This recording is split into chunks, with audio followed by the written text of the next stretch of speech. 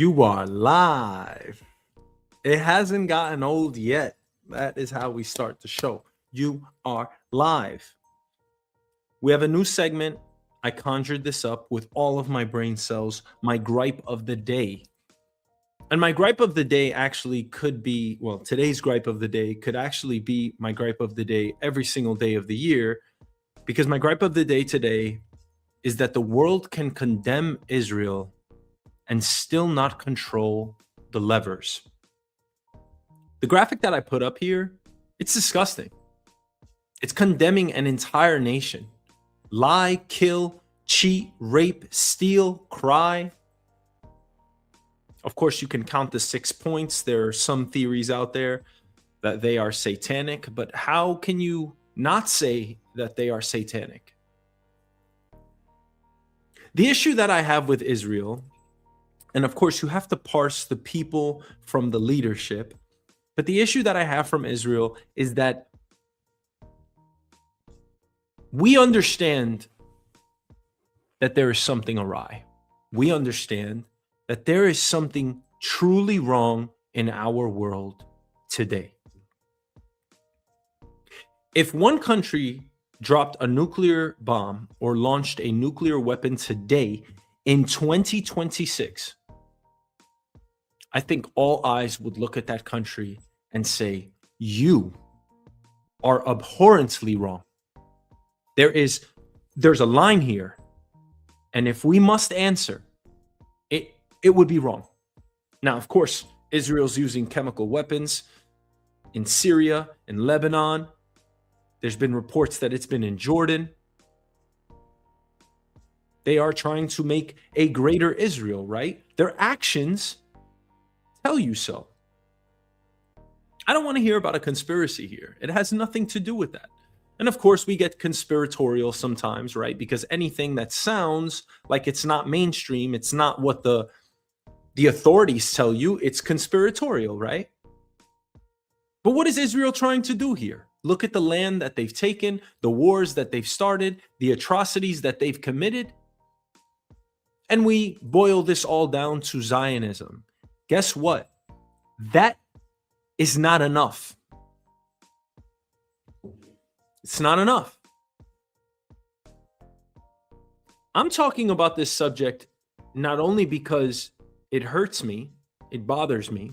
And again, there's so many things that are said out there. You can't read the comments, you can't read any of this, but people just automatically assume, and I've traveled to a few countries now.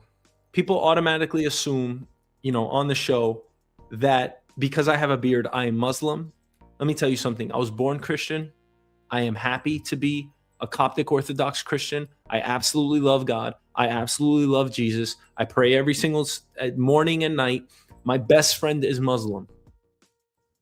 He has the kindest heart. He is the sweetest soul. I have met so many other Muslims in the world. They are the sweetest. For us to say, and we're going to get to, another topic later on in our segment, but for us to say that, Muslims are all about hate, or even that Jews are all about hate, or even that Zionism is all about hate, I don't buy it.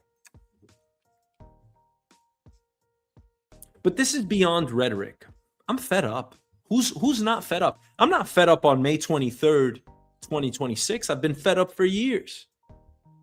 It's disgusting. But there is good news here, because the world has had an awakening. Don't you think? Have we spoken about Israel at this heightened volume? Were we talking about this in the year 2000? Absolutely not. We didn't have the media at our fingertips. It was much more controlled.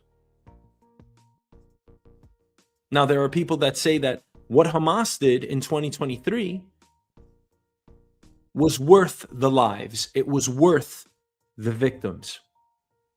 Their actions were for a greater means. There are a lot of people that believe that.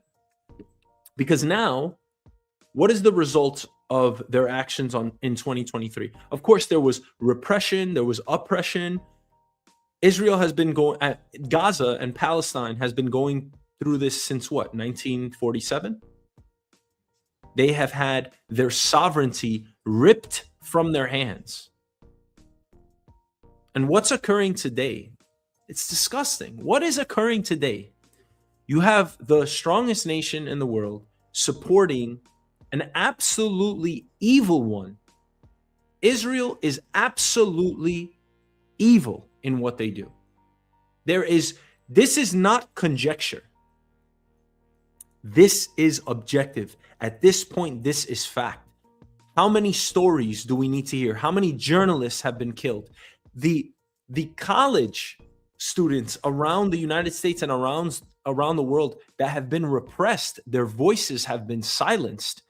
How many people have gone into Gaza, have gone into the West Bank, have documented the crimes?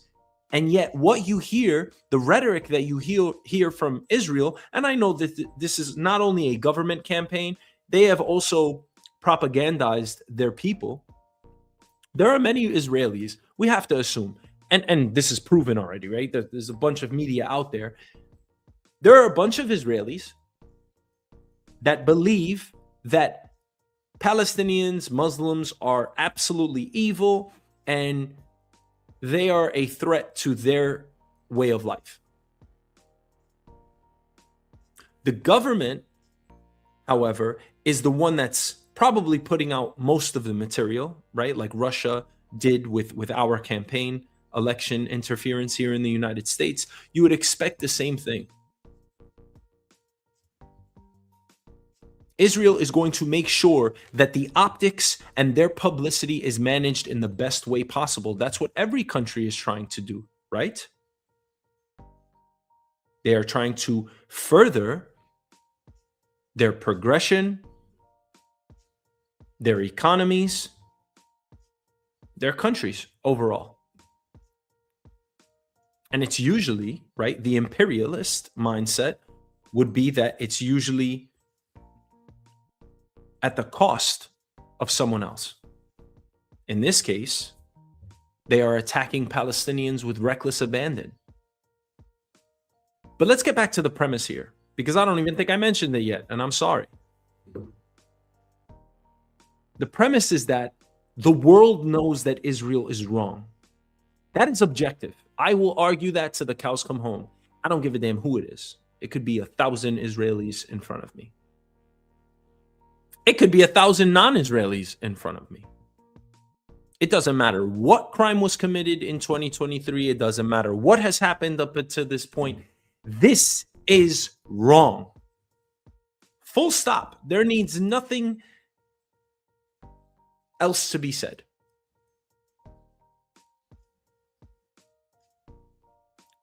The perplexity here, the issue at hand, is that even though we know that this is wrong, even though we know that Israel attacking Palestinians, prohibiting them from having a Palestinian state, all of the oppression, the lockdowns, the stealing of land, the murders, the raping, the killing, all of it.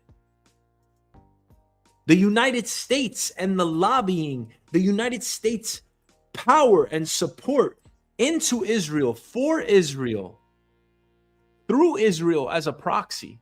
This is all wrong.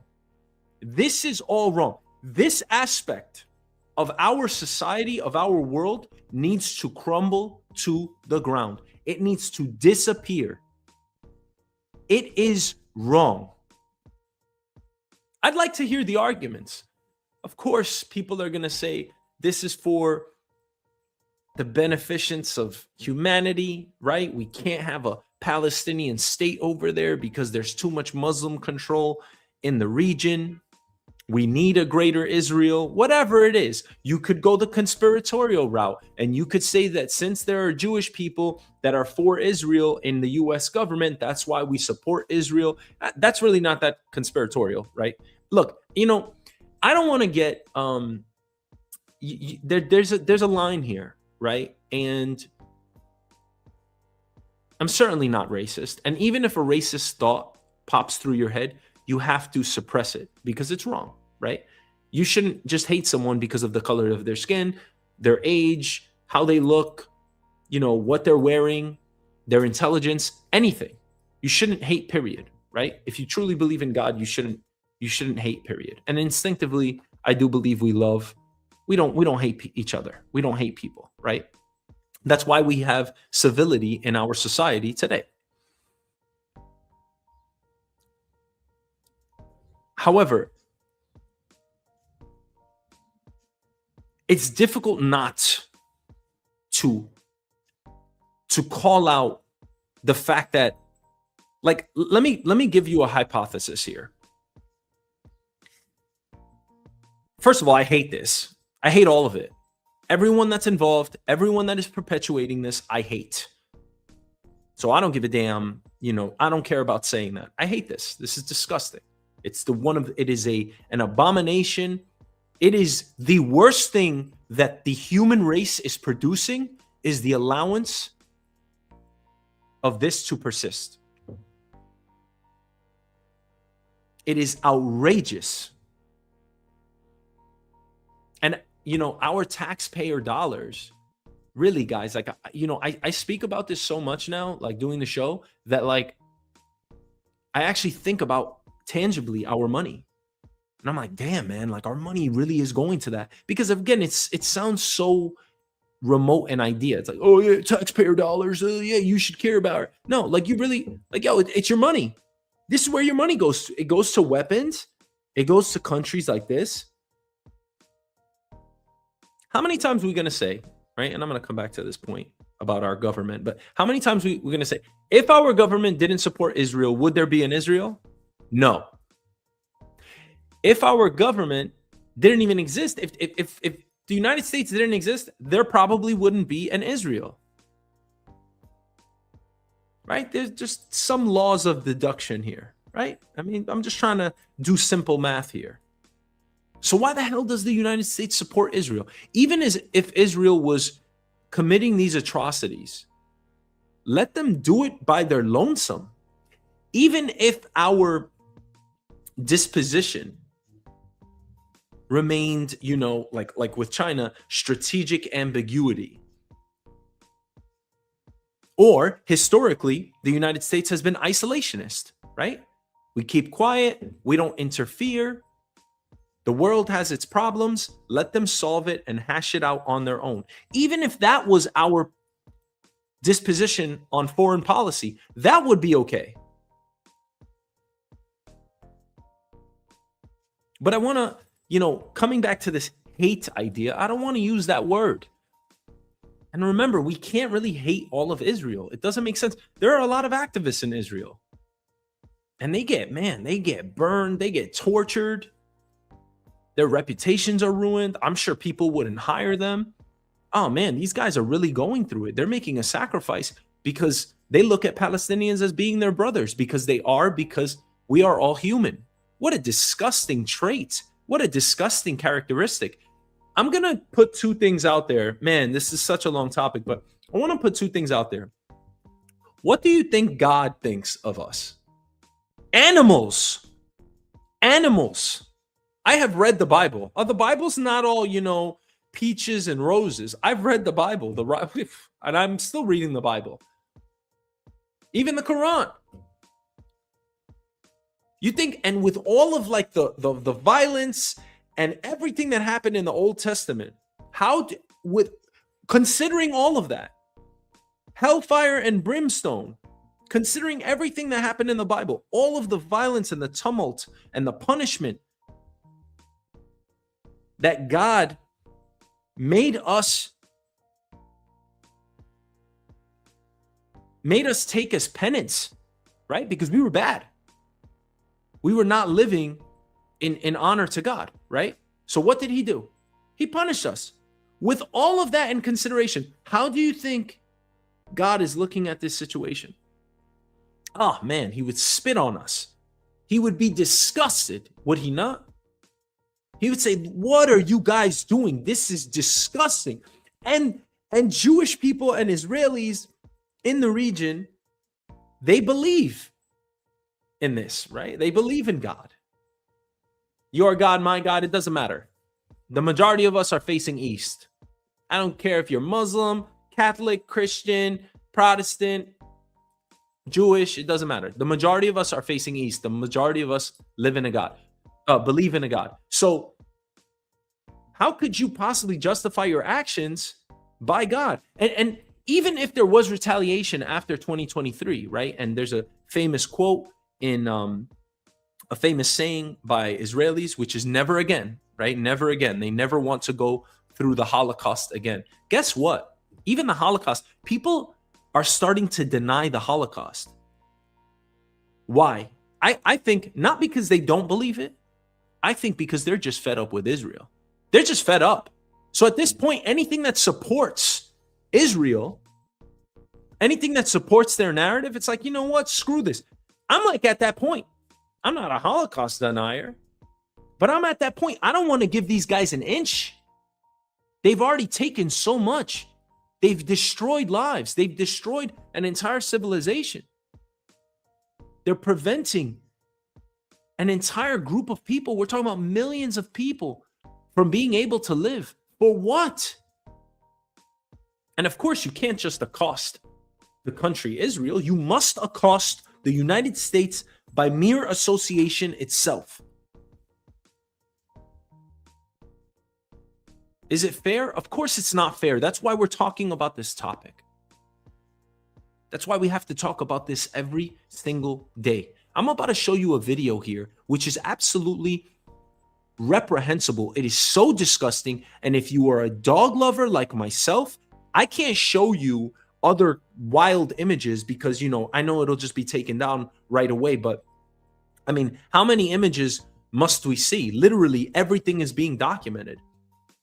Israel can lie to the cows come home, and they do. I see all the comments. I'm constantly on social media. I see this. I see that their people in Israel or otherwise around the world, the people supporting Israel say these are all lies. Oh, children aren't being killed. People aren't being raped. It's bullshit. How many people are literally putting their lives on the line to document these atrocities and put them on the internet? And for everything that's documented, we probably see,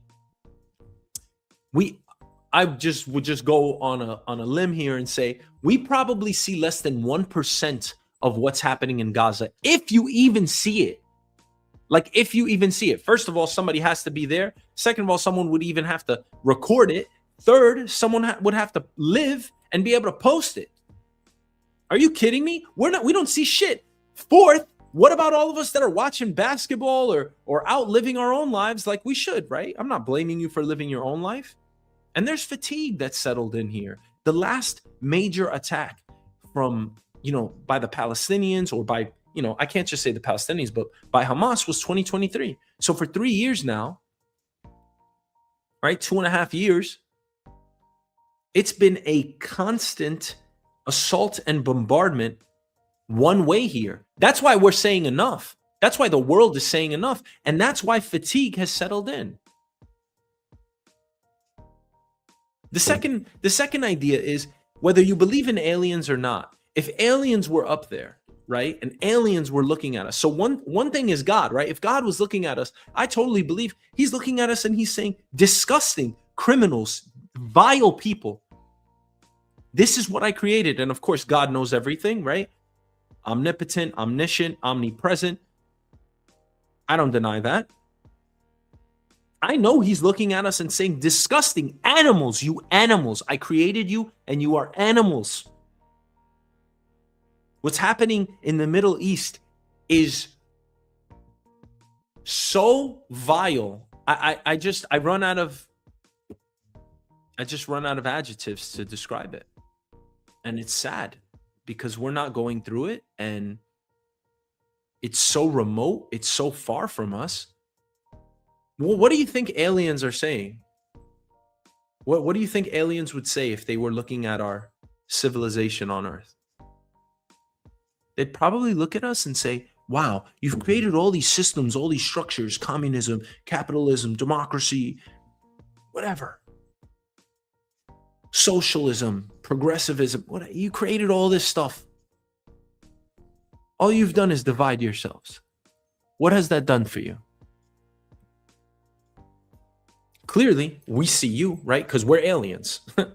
This is an alien theory, right? We're aliens. We're looking at you. We have the ability because we have super intelligence or whatever. Maybe they're faster than us, better than us. I don't know. I mean, as far as, technology is concerned, they're more advanced because they can see us. We can't see them. What do you think aliens would say if they were looking at us? How stupid! How stupid are you? Wars being fought all over the world for what? Why? To advance what? Look at all the conflict. It's disgusting. Wouldn't it be easier or better if we put all of our minds together as one human race, tried to find the most efficient way to protect the planet, which protects us, to protect each other, to make sure that there was no poverty or homelessness, to make sure that no one was living some desolate life. And then maybe we could already go to Mars. Maybe we would have visited every planet in the solar system. Maybe we would have already left our solar system. Maybe we would have went and traveled to other galaxies by now. Yeah, Star Wars. Yeah, maybe. Instead, no, there has to be infighting. We have to kill each other on this planet. For what? I don't understand that. I never really understood it as a child. I'm 36 now. I don't understand it either. What I do understand is how polarizing the idea of the Middle East is. But I do have some good news, because the good news is we are not polarized anymore. We are not. I believe 99% of the world does not like Israel. And that is probably the number one priority, was probably the number one goal of Hamas. Maybe. Did they win? I don't know. 100,000 plus people dead. Millions of people displaced. You still don't have a Palestinian state. I don't know if Hamas won. I don't know. It's not about Hamas winning anyway. It's about not killing human beings, right? Again, there's just not enough words to describe it. I could sit here and say and mope about it and say it's sad or whatever. And I'll be honest. I'll take you into my life sometimes. Like, I do a lot right now. I have up 50 or more tabs right now, and we're gonna get through every one of these tabs because it all has a piece of media that I want to show you for the show. Right? It takes me quite some time to prepare for the show every day, which can be exhausting at times. Sometimes I go down a rabbit hole. And I look at this material coming out of Gaza, the West Bank, the stealing of land, the video I'm about to show you right now with this dog. And I'm just like, man, oh man, what a, it's just so bad. And it's like, why? And now we're coming back to the premise again. Why doesn't someone do something to stop this? It's not enough to boycott. There's so many companies that indirectly or directly support Israel. I could start naming companies, right? They're well documented. What do? Not shop from any of them? Most people don't know. Most people are very passive with everything, right? You can't blame them. We've protested over and over again. Maybe we have to start. I think the best thing that we can do is we have to tell our politicians, this is our number one priority. We don't want this shit existing in our world anymore. How about that? President Trump, you want to run? Biden, you want to run? Obama, whoever it is. Hey, number one. Yeah, we want jobs. Yeah, we want free healthcare. We want XYZ, whatever you want, whatever. If my theory is true, it's not my theory. I just believe this. Makes sense to me. 99% of the world does not like what Israel is doing. Why isn't the United States the number one entity in the world that's supporting Israel? Why aren't we demanding it from our politicians? Hey, listen to me, you piece of shit politician. It's very easy to get angry about this. I almost didn't even want to do this segment because I get, you get emotional about it. You piece of shit politician, you do anything that slightly benefits that country, you will not get my vote. You piece of shit, because I don't even want to curse, but because this is objectively wrong. It is wrong. So we should be going back to our politicians and saying, hey, this is binary for me. You support this country. I don't give a damn who's wrong. I don't care if only the leaders in Israel are wrong, right? Because again, you can't confound Israel with Judaism. You can call it Zionism all you want. At the end of the day, there are people pulling levers. We do not want to support them. That's the idea here. We should be putting our politicians' feet to the fire. This is number one issue on the docket. I don't want to meddle in other people's affairs, and I damn sure don't want to enable another country committing atrocities 10,000 miles away, whatever it is. Now I'm going to show you this video. It's an Israeli settler filmed beating a dog in a Palestinian village. And it's absolutely reprehensible. It's so disgusting. I can't even and I can't show you the videos of all the babies and kids and people that are being slaughtered because that's just going to be taken down.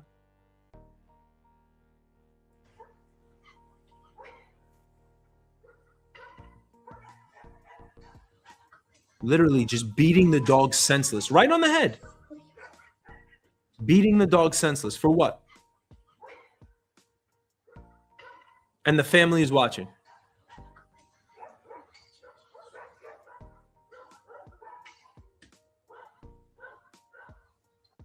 Clubbing the dog away. I mean, what are we watching? Why on earth are my tax dollars supporting shit like this? Oh, it's not supporting stuff like this. Yes, it is, man. Yes, it is. It is supporting stuff like this. I don't want anything indirectly or directly supporting Israel, because Israel is the catalyst. That's the country committing the crimes. Again, do I blame every single person or entity in Israel? No. But I don't want our money touching theirs, touching them. I don't want anything to do with Israel. I don't want to talk to Netanyahu. We want nothing to do with Israel until they get their act together. And it's not enough at this point. The entire regime has to topple at this point, I think. Or what I mean is the entire cabinet needs to get displaced. They need new leadership. They need to apologize. And there needs to be reparations. To start. What gives you the right? What gives you the right to say whether a people deserve self-determination or not? What gives you the right to say that? I'm asking the audience here. What gives any human being the right to say you have a right to live or you don't? You have the right to live. You do not. You do not. You do not. Who has that right? My gosh, if you believe in God, that's outrageous.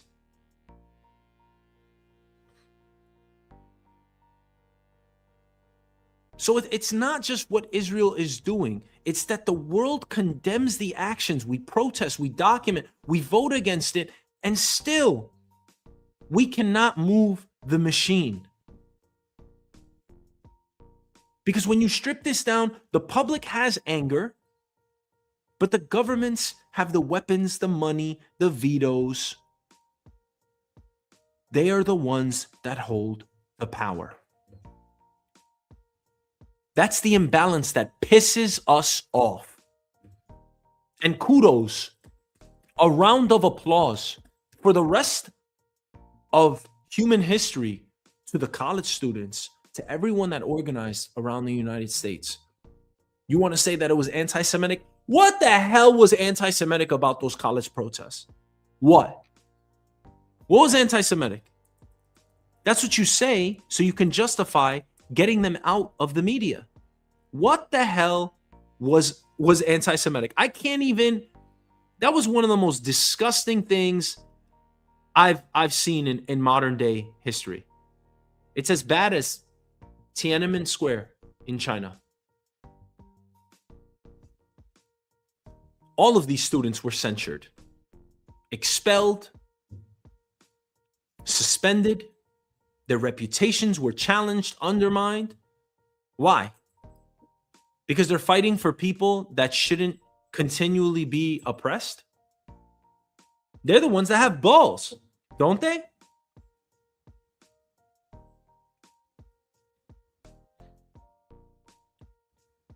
The International Criminal Court issues arrest warrants in November 2024 for Israeli Prime Minister Benjamin Netanyahu, for their former defense minister, Yoav Gallant, saying there were reasonable grounds to believe they bore criminal responsibility for war crimes and crimes against humanity in Gaza. What does Israel do? They reject the court's authority, and the United States rejected the court's actions against Israeli officials. Why? Why is it always 1-1? It's always Israel and the United States there along with it. Everyone in the UN against them. The United Nations has repeatedly warned about Gaza's humanitarian collapse. And Reuters reported just this week, that more than 2 million people are crowded into less than half of Gaza's territory. Israel still maintains troops in about 60% of Gaza under the current fractured arrangement. What arrangement? Who's enforcing what over there? Ceasefire? Come on now. You have Israel coming out daily saying the people are not starving, the people are not oppressed. We are not committing crimes. This is why I started the segment with this picture. Tell me Israel doesn't lie. Tell me they don't kill. Tell me they don't cheat. Tell me they don't rape. Tell me they don't steal. Tell me they don't make an entire group of our species, of our brethren. We all come from one, right? Everything has a beginning, right? It all starts from something. We are all interrelated. I don't give a damn what you say. It doesn't make sense if you say that we're not. We're one species. Let me throw an experiment out at you, because we love dividing ourselves up, right? All of the countries around the world have lines. We look white, black, right? Yellow. We look at age. We always discriminate against one another. It's natural. I'm not blaming anyone. But we have to fight that, right? Those predispositions only hurt us. If there were only two people left on Earth, what would happen? A black person and a white person. Do you think that they would procreate? I mean, how is that question not rhetorical? If there were only 20 people left on Earth, one black, one African American, one Chinese, one person from Israel, one person from Russia, one person from the United States, one person from Chile, Colombia, Australia, and Nigeria. Sorry, I said African American. So let's say the Congo, the Democratic Republic of Congo, and Nigeria. Whatever. We got 10 people. You think they're gonna, they're gonna recreate? They're gonna procreate? Of course they are. What the hell else do you think they're gonna do? They're gonna make sure that humanity survives. So now that we've reduced it to such a small sample size, like 10 or 20 people, it puts things in perspective. We all care about humanity, right? It's like, damn, we got to make sure that our species exists. Now we have what? 8.5, 9 billion people on the planet in 2026. Now it's like, whoa, wait a second. This person has too much. This person has too little. I want to take some from this person. I want to make sure I have more. It's all greed, isn't it? So tell me why a country like Israel has to commit these atrocities? Can't they share the land? Can't it be one homogeneous state? Can't there be civility in that area in the Middle East? No, we must divide. We must claim rights to certain land and certain resources. For what? I don't know. Go ask a child. You think a child gives a shit about how the Middle East is carved up? Of course not. Is the child wrong? No, the child is right. The child that sees no color is right. The adult is wrong. Do not get that twisted. And objectively, again, we can say that this is wrong, that what the United States and Israel have been doing has not been to the benefit of society. It has not been to the benefit of Israel. It has not. What the hell does Netanyahu think he's doing here? He's actually really hurting Israel. You think you're furthering the advancement or the progression of the Israeli people? No. Eventually, there's going to be a leader in the United States that says, no more. No more. And I wanted to come back to this idea where, again, I don't want to come off, it's not racist. It's not anti-Semitic. It's not. But it is hypothetical. Because again, if you take away the United States support from Israel, you can make the argument that there's no Israel. How about this one? You take all of the Jewish people out of the United States Congress. What happens then? Huh? What you hear? You're here? You following me here? No U.S. state, most likely no Israel. I'd make a bet on that. I think we all would. No U.S. support, no Israel. Yes? Okay. What if you removed all of the Jewish cabinet members? What if you removed all of the voices that support Israel? Not necessarily Jews, but anyone supporting Israel. What if you removed all of them, including the lobbyists, including the lobby in Washington? What if you removed all of them from the United States government? The United States still exists. We're still the superpower here.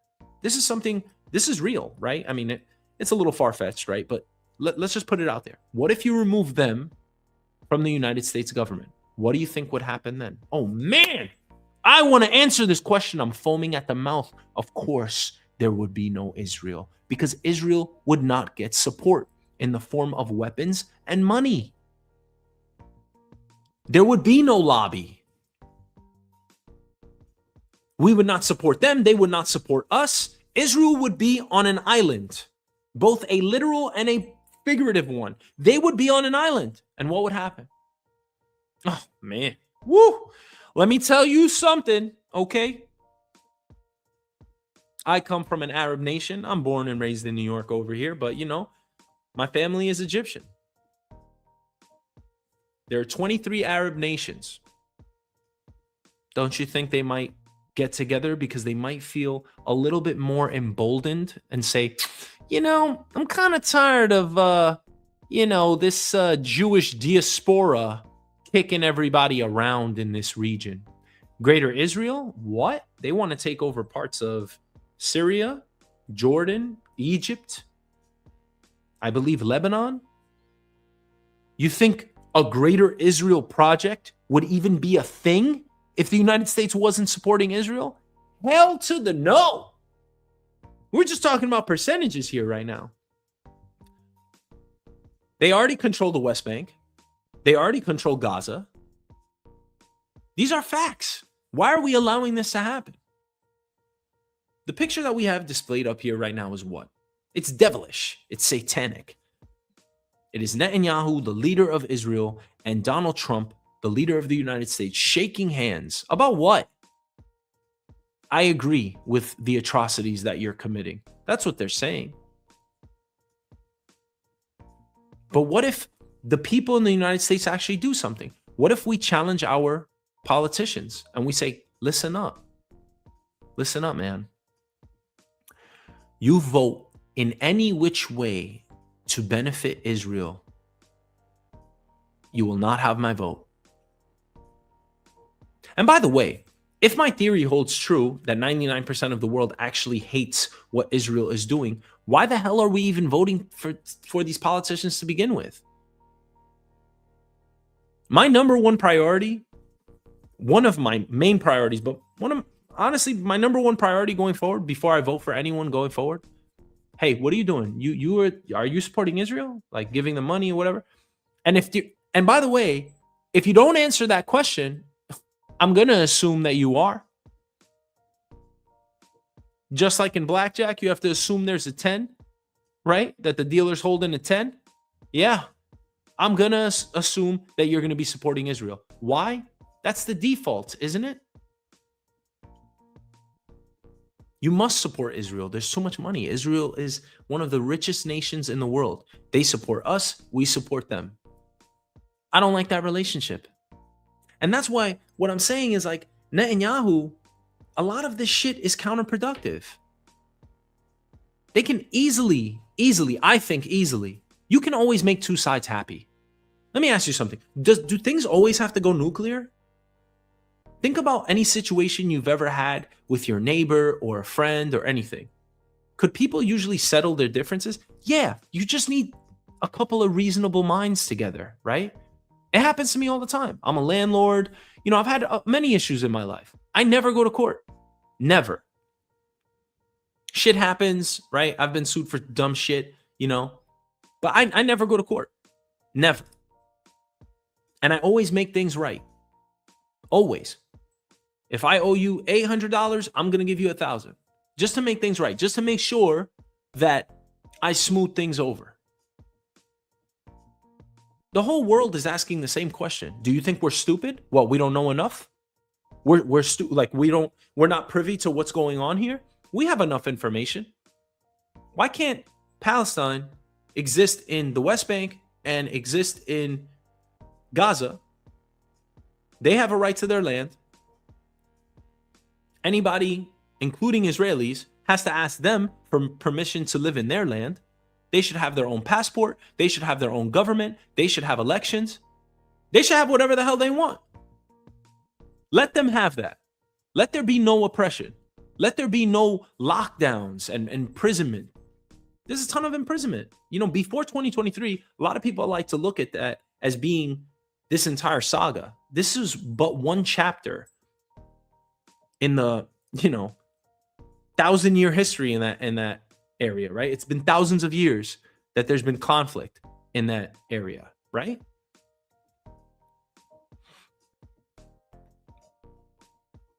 But we're in 2026 now. And guess what? The younger generation, we are just way smarter. We are way more enlightened. We are much more aware of what's going on. And this is really what the narrative is now with Israel and the United States. Is it them again? It's always them. It's always Israel. They're always causing problems in the region. So why on earth are we supporting them? I say no to our politicians. And I'm not trying to be, I'm not trying to be on top of a soapbox here. No politicians, no. I'm not voting for you. I will either abstain or I will not vote for you. And abstaining sometimes is kind of like a vote. But are we even asking our politicians this question? There should be zero support, not 1% of our money, not, some weapons. There should be zero support to Israel. Am I far-fetched? Am I being anti-Semitic by saying that? Guess what? First of all, I'm not being anti-Semitic by saying that. Second of all, even if you think so, you're wrong, because objectively you're wrong. I'm saying that the United States enables what Israel is doing. And this action is objectively wrong. Therefore, until these hostilities stop, we can do no business. We can give no support to Israel. You want to call that anti-Semitic? Call it whatever the hell you want, man. I don't give a shit. Because guess what? I answer to one person and one person only. That is God. And I believe that he's given all of us a good heart, a fair and just moral compass, and I use it.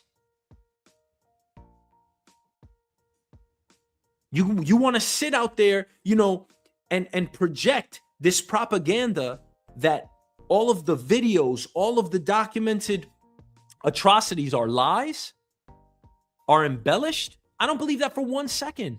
You want to call it all AI? I don't believe it. Too many people have been killed. An eye for an eye? Even if we go back to the Bible, an eye for an eye? What have you done since 2023? Is this an eye for an eye? There is no way that Israel can justify it. They will continue to do so within their own borders. They will brainwash their people. And I don't really use that term lightly, because that's like saying like they're just too stupid to see what's out there. It is what it is. That's what the government is doing.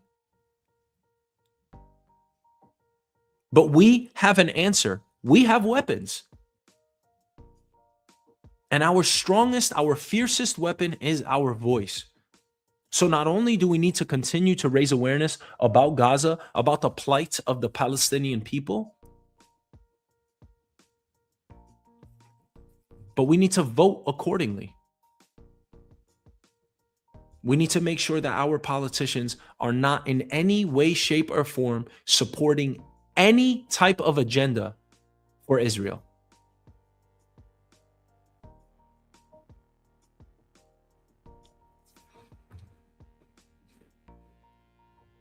All right. I mean, man, that was supposed to be our first segment, and it's just like, damn, like, all right, well, we're gonna get to our next segment, which is potassium bromate, which is a disgusting chemical. We don't even know what the hell it is.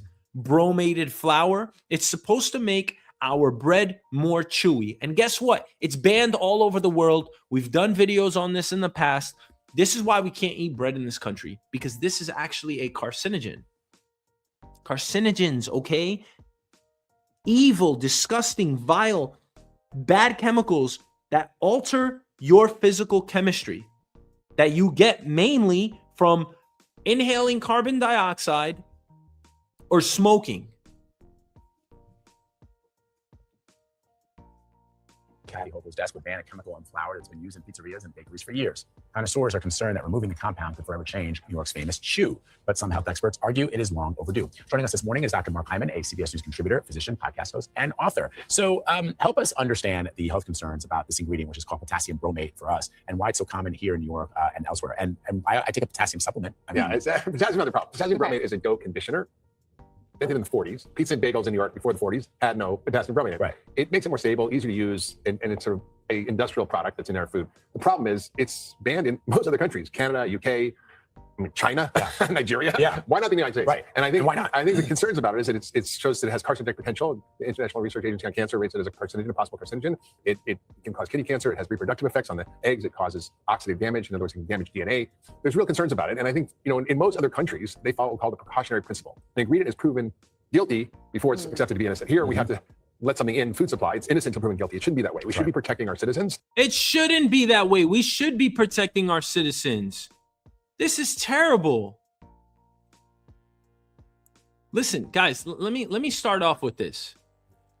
I don't believe there's another person on this planet that likes bagels more than I do. And I'm talking about New York City, chewy, yummy, stretchy, big fat, yummy, big fat, a big fat, yummy cinnamon raisin bagel, New York bagel. It's got to be a New York bagel. Listen, it can't be any of that off the shelf crap, because and that they use the same type of flour, by the way. They want to make it chewy. They want the bread to rise. That's why you use bromated flour. Most flour is bromated.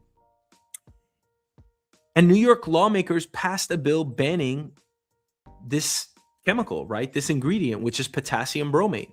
It's now awaiting our governor, Kathy Hochul's signature. Ban it. Figure it out. Let our bakeries, all of our pizza shops, let them figure out how to make bread without it, because it's just another additive that's hurting us. Now, of course, most people are going to say, don't mess with my pizza. Don't mess with my bagels. But pizza will survive. It's already banned by the European Union, China, India, Canada, and soon California.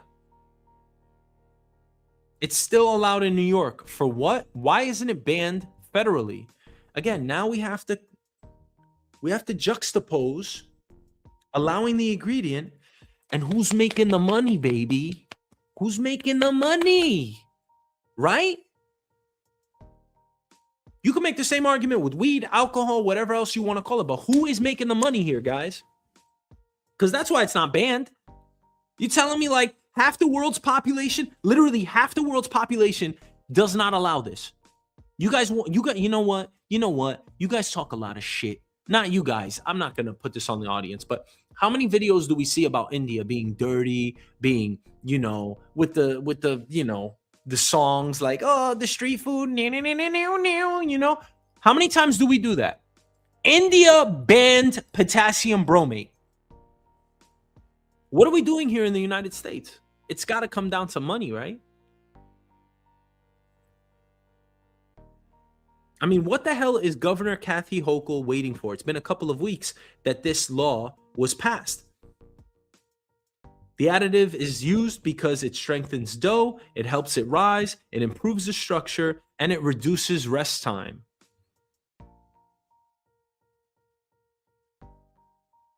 And in pizza and bagel shops, dough is not just flour and water, it includes these additives. So it's about timing, elasticity, fermentation, labor, consistency, and cost. There are estimates that 80% of New York pizza and bagel shops use the flour containing potassium bromate. So this means that this isn't some obscure ingredient sitting in one factory. It's used all over the United States. And we're eating it every single day. A carcinogen, a cancerous chemical that we just can't get enough of. Health experts have long raised concerns because studies going back to the 1980s linked potassium bromate to cancer in lab animals, including rats. The proposed New York law would give businesses a 1-year transition period, plus extra time to use unexpired flour bags if Hochul signs it. Sign it! Of course, you have to consider the business impact, right? Which is okay. We don't want to hurt our small businesses. A shop owner cannot just wake up tomorrow and magically recreate the same dough. If potassium bromate made the dough stronger, faster, more forgiving, then switching the flour means more testing, longer fermentation, higher costs. And in all likelihood, we are going to get a different product. But some shops are already finding alternatives. La Duca Pizza in Brooklyn tested different flour, and they liked the result, though the owner said it was a little more expensive. That makes the story more interesting. Maybe the additive wasn't that essential. Maybe it was just an old way of doing things that we never got rid of. Maybe it was a shortcut. Maybe we were just trying to save on time and cost. Maybe banning it actually forces us into better dough making. We probably will get a more wholesome product. If the texture changes slightly, are we not going to eat pizza and bagels? We'll probably still eat it. But there could be an upside here, right? The final product can improve because shops lean more on fermentation, skill, and time instead of a chemical helper. But this is where the food system loses people. Because every few years, Americans find out that something in their normal food was restricted somewhere else years earlier. If you think about red dye, brominated vegetable oil, potassium bromate, of course, preservatives, chemicals, there are certain chemicals, seed oils. Because at some point, people stop trusting the sentence, it meets US standards. Guess what? Everything meets US standards. Everything meets US standards because we have a low freaking standard. Because it's all about money. I've long argued that 80% of the shit that we see in our supermarkets should be illegal. I should walk into a supermarket to buy food and know that almost nothing in there will do me harm over the long term or the short term for that matter. You want to have things like alcohol? Sure, it can be its own label. It can be in a totally different section or a totally different store, like a liquor store, where we know, hey, this is for moderation. Use it, at your discretion. But all of the other things that we get addicted to, sugar is the biggest drug in the world, right? And it is the most addictive. All of the processed food that we have in the supermarket should be banned.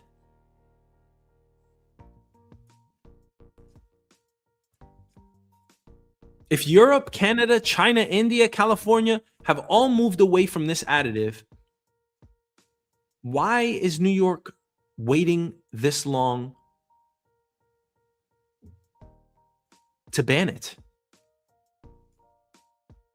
This isn't about whether the pizza slice survives or whether people are still going to idolize New York bagels.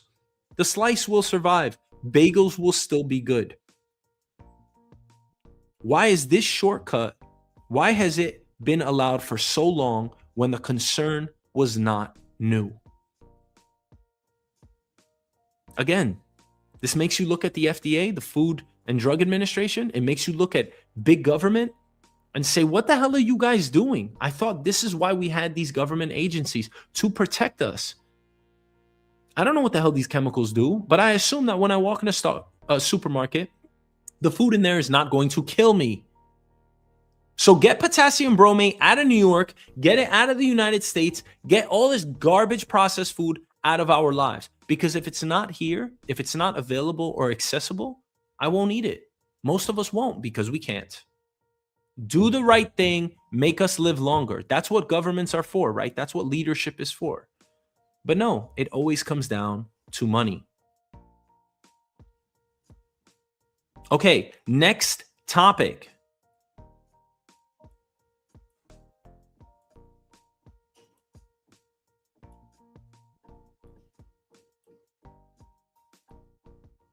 And this one's going to get crazy, y'all. This topic is going to get real crazy. Because that's just, that's just how it is, right? So, first, let me introduce who the hell Jake Lang is. He is just, man, this guy is just out of his damn mind. But what he's trying to do is, he's just seeking publicity. He's seeking fame. He's run for Congress already. And he's not just some random person yelling at a city council meeting. He is a pardoned January 6th rioter who is now showing up in local politics and pushing replacement theory language around Muslims, Indian families, immigrants, and children. Now, this is a Frisco City Council meeting in Texas, and Lang spoke about the city's growing Indian and Muslim communities while promoting the Great Replacement conspiracy theory. This is the false claim that immigrants and minority groups are intentionally replacing white Americans politically and culturally. He singled out children from Indian and Muslim families and said not one of them is a heritage American, and your replacement here is this: Americans. This is the fear-mongering hatred that we see out of our leaders and our people. Because he is not in Congress yet, but he will be running for Congress. And now I'll show you the video. It's disgusting. It's deplorable. But we've got to see this. You should know that at the end, he did get thrown out. And some people in the audience, you know, were barking at him, right? They were just saying, get out, get out. It's disgusting. So, you know, he's really the edge case, right? He's the white supremacist. This guy's insane. Good evening, Friscoistan. What are you guys doing here? Inviting the enemy to eat at the table with you, and they steal all your food. Your children will grow up without a place to be in because every single one of their jobs, and you saw the children that were brought up on the stage, not one of them is a heritage American. Not one of them was a Texan. Your replacement is here, Americans, and it is coming faster and faster. The Hindus and the Muslims are teaming up to take over Texas. All right, before we continue, what the hell's a heritage American? You piece of shit. I'm a first generation American. What's a heritage American? You moron. Oh, an American that's been here for a couple hundred years. Come on, man. We were born in 1776, 250 years. What the fuck is a heritage American? Somebody that, you know, they're like you. I saw another video at this town hall. And you see the police are there because this stuff gets violent. It gets very violent because, again, he makes everybody's blood curl. It makes everybody's blood boil, right? It's disgusting. Man, one guy gets up and he's just like, my great-grandfather fought in the Civil War. And my great-great-grandfather, he was here and he fought against the British. And my great-great-great-grandfather, shut the fuck up. Like, who cares? Who gives a shit, man? Okay, kudos. Kudos to your grandma. What the fuck does that mean? Does that mean you have a right to anything else more than the next person? What the fuck does that mean? Heritage American what? Why do you think these people want to come here? These people want to come here because these people are starving for work. They want a better life. And they look at our government as being superior to theirs. Why do you think an Indian person, you can't just say a Muslim or this, like, I don't know why we're bringing in religion here, but why do you think anybody is crossing borders? Some people don't like immigration, right? And I'll tell you, man, it's very close to me. My mom does not like illegal immigration. Even though, and you know, me personally, I don't give a shit about lines in the world. I don't give a shit. They're just lines, right? But my mom, since she went through the process legally, she thinks, you know, everybody should go through the process legally. But where I'm at odds with my mother is, I'm like, Ma, you got to understand, these people are facing famine. They're facing guerrilla warfare. Somebody that's fleeing the country of Ecuador or Colombia or Mexico and trying to come to the United States, because the United States has the best economy in the world. We are not the best in the world at anything other than our economy. Our economy is the best in the world as far as producing the highest gross domestic output, meaning that we make the most money in the world. That's it. You tell me what country's better than ours, period. There's no such thing as, oh, it's better. Okay, everybody's living the same way. Everybody has the same damn problems. I don't know why we're always pointing the finger at others. It doesn't make any sense. So these people that are either coming here legally or illegally, and I think a lot of people would come legally if the process wasn't so, you know, ass backwards, if it wasn't so difficult, if it didn't cost so much money, if it didn't take so much time. Seriously, on a humane level, I shouldn't even have to preface this by asking, on a humane level, hey, if we think about humanity first, I should just be able to ask this damn question. But on a humane level, especially, I wish I could ask an 80-year-old, someone, you know, near the end of their life, hey, do you care if this person is fleeing Ecuador illegally to come to the United States because her town has been taken over by the cartel? She can't get a job. She can't feed her 2 children. And the wages that her husband makes by being a food vendor just isn't sufficient for the family. So she decided to make the exodus, take the journey, which, oh, by the way, do you know what the journey is like? We have to do reporting on this, but do you know what the journey is like? I actually know people that have come here illegally. You know, it's like a 50-50 chance whether you live or die. And you have to pay tens of thousands of dollars. You know, most Americans would, the majority of Americans would never take a risk like that. These people have to go out with these people called coyotes. If you're not familiar with the process, it's usually a multi-week journey in which you have to go from warehouse to desert to all these desolate places. You might be raped, you might be beaten, you might not make it, you might die. There are people, so many people that die on the way from dehydration or being abandoned, whatever. And on top of that, you have to scrape up the money. What normal, everyday South American person, and by the way, a lot of people come by way of South America. So it's not just South Americans, migrating legally or illegally, to the United States. But whoever's migrating illegally, right? I mean, you got to come. These people in other countries, it doesn't matter if you're from India, wherever you're from, these people got to pay tens of thousands of dollars to coyotes that they really can't even trust. And then you got this guy, Jake Lang, saying, they're raping our people. They're stealing your jobs. They're making this country more brown. He's just trying to get under your skin. This guy's a piece of shit. Why are you blaming these people, even if they came illegally? I agree. I don't want borders in the world, but I understand the way things work, and it would be too far-fetched an idea to implement, unfortunately. So, yeah, I agree. We should have an immigration process. But I think it should be a lot easier than it is today. They have people putting money in escrow, tens of thousands of dollars. They just had a requirement like that for the World Cup, for the fucking World Cup. The World Cup. Do you know how much these games are? They were making people put what, like $15,000 in an escrow account? Are you fucking kidding me? $15,000. On top of that, the flight is already going to be like at least $1,000 to the country. Then you got to pay for tickets. You got to pay for hotels. You got to pay for additional flights if you want to go to multiple cities. You know how much it costs to go to the World Cup? At least for one person, for one game, for one person, at least $5,000. Are you fucking kidding me? And then you want them to put another $15,000 US in an escrow account? You got to be fucking kidding me. This is why our process is too crazy.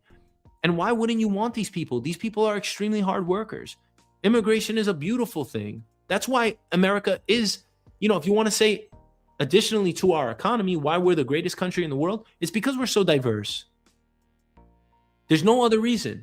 There's no other reason why you could say that this country is great or beautiful. It's our economy, and it is because we are so diverse and accepting of one another. It's nothing else. And I feel like, I'm like, damn, man, if I'm saying this, I'm just a regular person. It's like, what the fuck has happened to the morals of our politicians and leaders? Because they should be speaking in the same in the same tone, in the same way, shouldn't they? I don't want people filled with hate like this guy. This guy's a piece of shit. Unfortunately, there are going to be people that vote for him. This is not Muslims versus Hindus here. They are here to eradicate the Christians. They're here to drive us out of our homelands. You have to understand, these people do not want to assimilate. These people have not come here to become Americans. They have come here to drag their third world culture over to our country. If Jainism, if Hinduism is so great, why are their countries shitholes? They are bringing this ideology here to turn the third world is not a place. It is a people. It is an ideology. It is a way of life. It is a culture. And when they bring their people, their way of life, their ideology, and their culture over to America, do you think it's going to remain American? Have you ever looked across the plains of Texas and said, I need 5 million Jeeps here right now to shit in the street? No one ever has. No one is. That's not the way they live. What the fuck is he talking about? This guy's crazy. He's crazy. He's out of his fucking mind. And the only reason why I'm cursing is because he's getting under my skin and I'm just watching a video of him. He's fucking crazy. I need 5 million Jeets. What the hell did he call them? That's what he called Indian people taking a shit in the street. What do you know about India? I will bet right now this man has never been to India. Go talk to Indian people. See how much you soften up. They're beautiful. They're funny. They're hardworking. They're intelligent. For anyone that hates Mexicans, go talk to a Mexican. They're beautiful. They're hardworking. They're sweet. They're funny. What the fuck is wrong with this guy? What are you doing here? And guess what, man? How does God look at you for doing this? For not showing compassion? Why do you think there's 5 million, Indian people? He called them Jeets. This fucking guy. Why do you think there's 5 million people, taking a shit in the street in India. By the way, if you haven't been to India, don't say shit about it because you don't know anything about it. But why do you think that is? Why do you think that they have, a tougher way of life? It's because their systems, their societal structures are not as mature as ours. Go read the book Guns, Germs, and Steel. It'll put things in perspective. Why did America develop first? Why was Europe the first to have the guns and the steel? Why are some countries more developed than others? Is it because we're superior? Hell to the no. It's just the way the cookie crumbles. It's how you roll the dice, man. And that's just what happened. Why were some areas of the world stricken with disease and some others weren't? Oh, because they were more hygienic? Come on now. Shit happens. Depending on where you are, you may get hit by more hurricanes. That means that essentially your environment isn't conducive to building high-rise buildings. Why is it that colder climates tend to be a little bit more innovative? Maybe because we spend more time indoors. I mean, there's so many factors to be considered here. And what the book Guns, Germs, and Steel really, I mean, the synthesis of the book tells you that it is coincidental. It is happenstance. And everything really did develop in this world by chance. Oh, by the way, what the fuck did we do? We just went and took over another country. We said, hey, land, free land. That's what Christopher Columbus did, right? And we glorify him. Native Americans were robbed. They were pillaged. They lived a tumultuous life at the hands of the colonizers, right? Which are us, which is essentially our ancestry and the origination of our government. We're all connected. What the fuck right? What kind of right does this guy have to say that these guys are taking a shit over here, taking a shit over there? These guys come over here, and anytime you go to another country, guess what? You conform. You change it a little because everything changes all the time. Everything changes a constant. But these people conform. And I'm not saying that the American way of life is the right way of life. That's absurd. But why are these people coming here? Whether people come here legally or illegally, they're coming here for a reason. They're coming here because their governments are not giving them the chance. Their governments and their currency has less purchasing power. There's more corruption. Their quality of life is much lower. You should be happy and welcoming these people to come to the United States, because if we have the best of the best here, President Trump likes to say, oh, we're bringing rapists, we're bringing murderers. Guess what? If we have the best of the best here, if we take in immigrants, we're not taking in criminals, rapists. We're not taking any of that shit in. People are vetted, and they're vetted thoroughly. Don't tell me that, someone was, compromised, and that's why they committed a terrorist attack, right? It doesn't work like that. There isn't a perfect correlation there. Most of the people in the United States, most of the people in the world, around the world, are good people. You're setting up some barrier, and you're making the people in the United States vote a certain way by trying to sway their opinion in saying, hey, you're missing out on an opportunity in your life. Your life has been reduced to a certain ceiling because of these immigrants. And guess what? I'll be honest. What Jake Lang says, it's flashy. It's attractive. People love this shit. Why the fuck? You don't believe me? Or if you think I'm wrong, I don't support this guy in any way, shape, or form, by the way. Full disclaimer here. Why do you think President Trump won the election? It's because he's boisterous and he's loud. He speaks like the ordinary man. And people love this. They eat this. You can feed them this type of stuff all day. because again, it's way out there, right? It's not commonplace to say things like this. And some people find a little, little bits of truth in it. So they might just look at their life and say, and you can't really blame them. I mean, like, you can't really blame them in so much as you can blame anyone, really. Because it's like, it's not that they're gullible. It's that maybe these people have felt that they've been victimized by the system for whatever reason. So now you have someone like this willing to stand up and say something that you might think is partially true, and then you hang up on it and you say, man, that's what it is, man. I'm white. I don't have the fucking opportunity because these people have taken it from me. And what right do they have?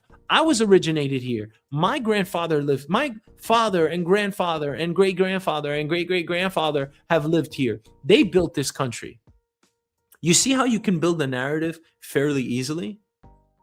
Ever looked across and said, the football fields, the games, all of the amazing cowboy. I have the First Amendment right, and I can curse if I want to. I can talk if I want to. No one has ever looked across the plains of Texas and the football games and all the amazing cowboy culture and the raw American spirit here and said, let's replace this with Muslims. Let's replace this with Hindus. Texas should remain for Texans. Have you lost your mind selling your children's future? Did you see the Boys and Girls Club of America standing on the stage? Is it even recognizable to what you would have seen the Boy Scouts 15 or 20? Again, this guy's just trying to get elected, and he's trying to, again, this is a January 6th rioter, right? And he's trying to get elected. But again, you should recognize this fairly easily. This is not leadership. This is fear-mongering politics. It is mudslinging, and it is aiming it at children, which makes it all worse. You can argue about zoning in your own city. You can argue about traffic problems. You can argue about development. You can ask whether a city is growing too fast or whether the infrastructure is keeping up. We need better highways, whatever. We don't have enough technology. But when you look at kids in a city council room and turn them into symbols of invasion, you're not talking about the betterment of society. This isn't bettering Texas. Look at the people in that room. They're shocked. Yeah, there were a couple people clapping. I don't know what they're clapping for. I think they've been a little brainwashed. But what he's doing here, more so than anything else, is he is training people to fear their neighbors. Does that sound right to you? Does that sound good and benevolent in society? And this happened in the same week that San Diego's Muslim community was mourning the deadly attack at the Islamic Center of San Diego. If you recall, that staff at the mosque's elementary school followed lockdown protocols that protected about 140 children. I believe 3 people were killed, including a security guard, a mosque store manager, and 1 man that ran to help when the shooting commenced. Authorities, of course, are investigating the shooting as a hate crime. So when someone walks into another public meeting and starts fear-mongering about Muslims, immigrants, and replacement theory, no one should pretend words exist in a vacuum. Words are not bullets, but words can help build the atmosphere and the environment where unstable people start seeing neighbors as enemies. And that's the real threat here, right? That's what this replacement rhetoric does. It turns a mosque into a threat. It turns a Hindu temple into a threat. That's a sick way of looking at people. Indian children, Muslim children, immigrants. They all turn into a demographic warning sign. And the political trick is that this fear works. It gets attention. It raises money. This man has an audience and it can win elections. But winning attention is not the same thing as leading. And that's why we have to reject this idea at every turn. If you convince people that their neighbor is replacing them, they stop asking who is actually making their life harder. They stop asking about wages, housing, healthcare, corporate power, taxes.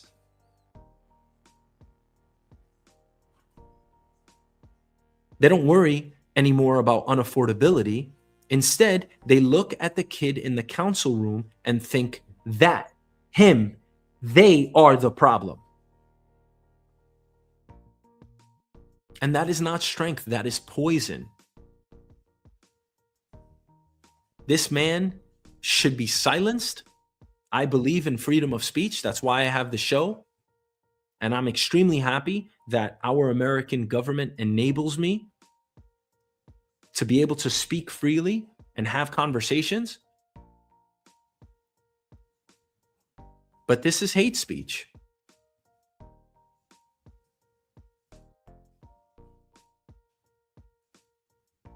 And I think most people easily recognize it as such. But unfortunately, it is pervasive and it works.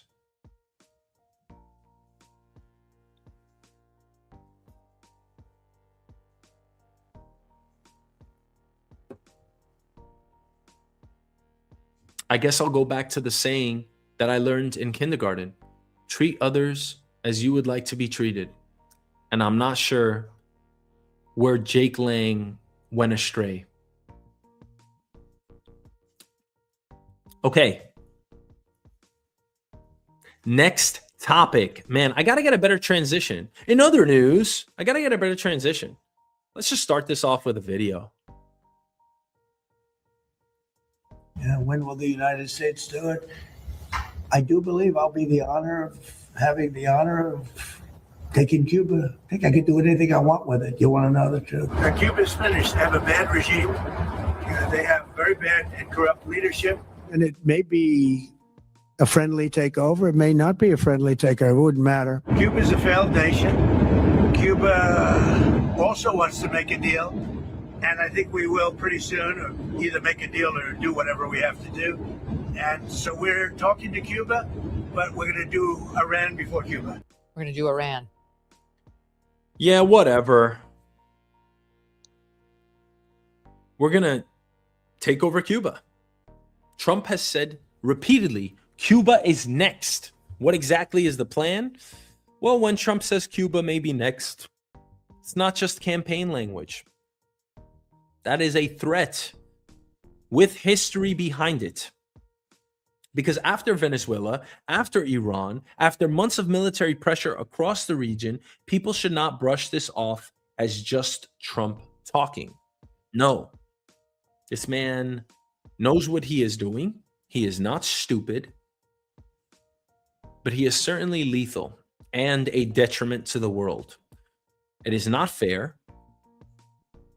He is oppressing nations and civilizations of people. And if diplomacy, like he says, is supposedly preferred, why are other officials like Marco Rubio saying that diplomacy probably will not work? So again, what exactly is the plan? Because you label Cuba as authoritarian, you say that they have repression, you say that they have shortages and blackouts, you call them a broken economic system, and that people have fled the island for decades. Sure, a lot of that's real. I'm sorry. I still didn't hear a reason as to why we should intervene, because if your foreign policy has always been isolationist, why the hell do we support Israel? Why the hell are we in Iran? Why did we attack Venezuela? This is what I struggle with. Are we the world police or not? And by the way, I'm 36. I don't know shit about anything. However, most people I talk to will say, I don't want to be fighting wars around the world. And I believe that Trump won part and parcel on that campaign promise. So why the hell are we being this fiery as far as deploying our resources, our military around the world, when we should probably just be focusing on the advancement of society and trying to build out maybe, I don't know, AI infrastructure? I mean, then you have this guy, which is, you know, Marco Rubio, which is a Cuban native. His parents were Cuban. I mean, this guy's just the worst as well. Who knows what he's talking about, how he creates his policy, what he believes. All I know is that all of the rhetoric that I have heard from this man, he does not like Cuba. And it sounds like he has a personal vendetta against them. So Cuba's always posed a national security threat to the United States. They, by the way, have been one of the leading sponsors of terrorism in the entire region. Our preference in Cuba and anywhere in the world is a negotiated diplomatic settlement, okay? And that's what I would say to you. The president always has the option to do whatever it takes to support and protect the national interest and national security of the United States. How is the national security of the United States being threatened? How, Marco Rubio? See, and this is the problem. When you have someone with his positional power saying this, when you have President Trump saying this, we believe it. Why? Because most people are not going to believe. We default to believing that our politicians are going to tell the truth. Guess what? They aren't.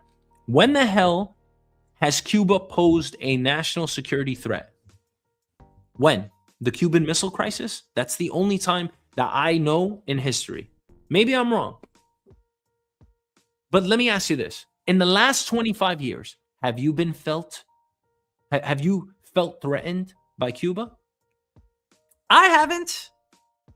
And by the way, as a New Yorker, sometimes I think that if anybody were to attack the United States, New York would probably be first because, it's one of the financial capitals of the world. It's one of the most popular places to visit in the world, right? It's the heart. It's one of the, primary cities in the United States. I'm not saying it's the best or anything. It's the heart of the United States, right? One of the main cities. So I would think if anybody wants to do damage like 9/11, right, they would do it on the biggest stage as far as hurting the United States. Me? Do I feel threatened in New York? As a native New Yorker, do I feel threatened by Cuba? Hell no. What are you, stupid, Marco? Come on, man. Come on. Make it make sense, man. Like, you're just lying. You are just lying. Cuba is a national security threat? How? Why? How? Maybe they're a very important island that we want. Maybe they're important strategically, but it just sounds like this guy just has some vendetta. And if you really wanted to help the Cuban people, why wouldn't you announce some, great trade agreement between the two nations? Why can't there be some diplomacy here? You blockade them. They have power outages. The people are starving. There's videos galore out there. How can you make me believe right now, with all of the evidence that's been put out there, how can you make me believe that the United States actually has the best interest for the Cuban people? How? I actually got to visit Cuba, and it is poor and desolate. The people that I met were happy. They were very happy. They're a beautiful people. Cubans are awesome. But again, I mean, what I see here is Marco Rubio having some type of agenda. It's some hidden agenda, but he's putting it out there for all of us to see as far as how far he's willing to go. He is in President Trump's ear. And he wants Cuba, it looks like, to be brought to their knees. For what? I don't know. He said the likelihood, this is Marco Rubio, the likelihood of a negotiated agreement with Cuba is not high, while still saying that the United States prefers a peaceful solution. We just indicted former Cuban President Raul Castro for planes being downed in the 90s. There are also reports that Trump raised the possibility of action on Cuba that previous presidents could not accomplish.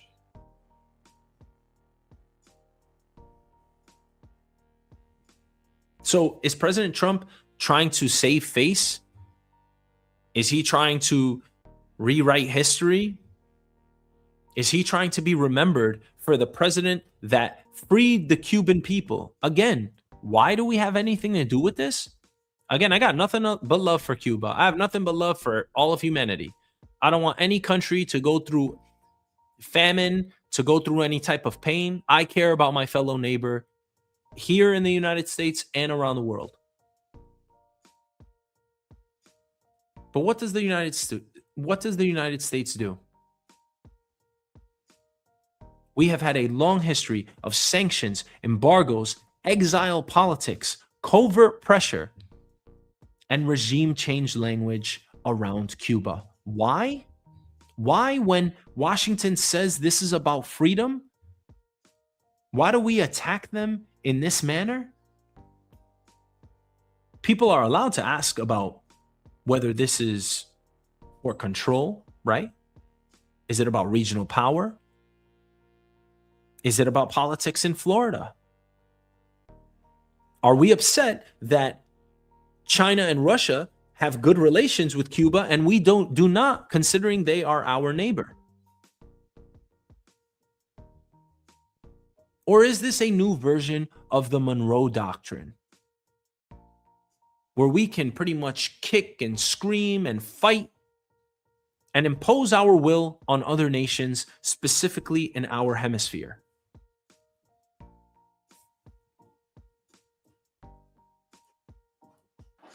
Cuba's next.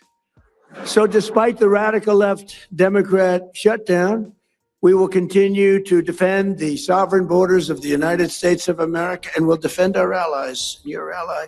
And what did you just Cuba's next? What kind of shit is that? Cuba's next for what? Listen, man, I just want to know the reason, right? I'm an American. I just want to know the reason. Why is Cuba next? Rubio has focused heavily on GAESA. This is GAESA. This is Cuba's military-run business conglomerate. Reuters reported that GAESA controls large parts of hotels, ports, banks, supermarkets, and remittance businesses, with estimates that it holds anywhere from 40% to 70% of Cuban economic influence. Rubio also says that the group holds around $18 billion in assets, even though this is disputed by a number of Cuban officials. And that matters because targeting GAESA is not just symbolic. If GAESA controls major parts of Cuba's economy, then going after it is a way to pressure the regime's money system. Then you add in the military posture. The U.S. Nimitz entered the Caribbean around the same time as the charges against Castro, which was just last week, with U.S. Southern Command describing the deployment as part of regional maritime exercises. So now we are imposing our will both financially, militarily. We are imposing our will both financially and militarily. Now, the U.S. government will say that this is just routine. This is just signaling, right? We're posturing here because we want something from the Cuban government. What that is, I can't say. I have no idea. I'm as oblivious as anyone else. Why are we so interested in such a tiny island nation that has not been a threat to us in the last 25 years? But when our president says that Cuba may be next in such a cavalier fashion, you have the Secretary of State, Marco Rubio, saying that diplomacy is pretty much off the table. Charges are filed against Raul Castro. He's 94 years old. Why does that matter? Okay, you want to put that in the history books? All right. We tighten sanctions. An aircraft carrier is now in the region. Then people are not crazy for asking about what comes next after the speeches.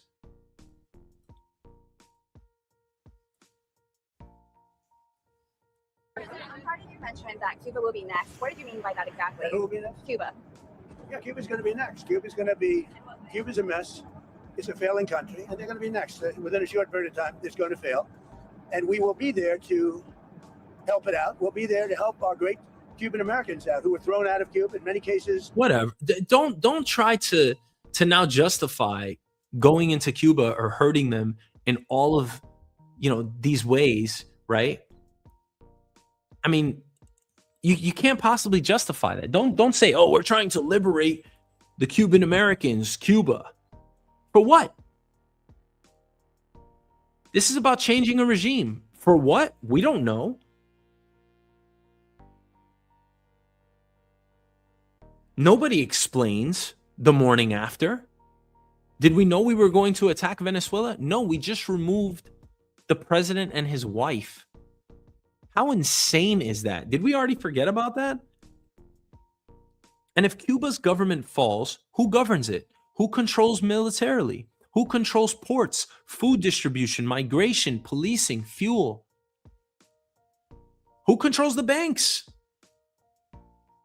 What or who is going to prevent chaos from consuming the nation? Have you thought about that, United States government? What prevents ordinary Cubans from being used as a political symbol instead of treated like human beings? I'm disappointed. I'm upset because we wield our power not only inconveniently, but in such a cavalier fashion.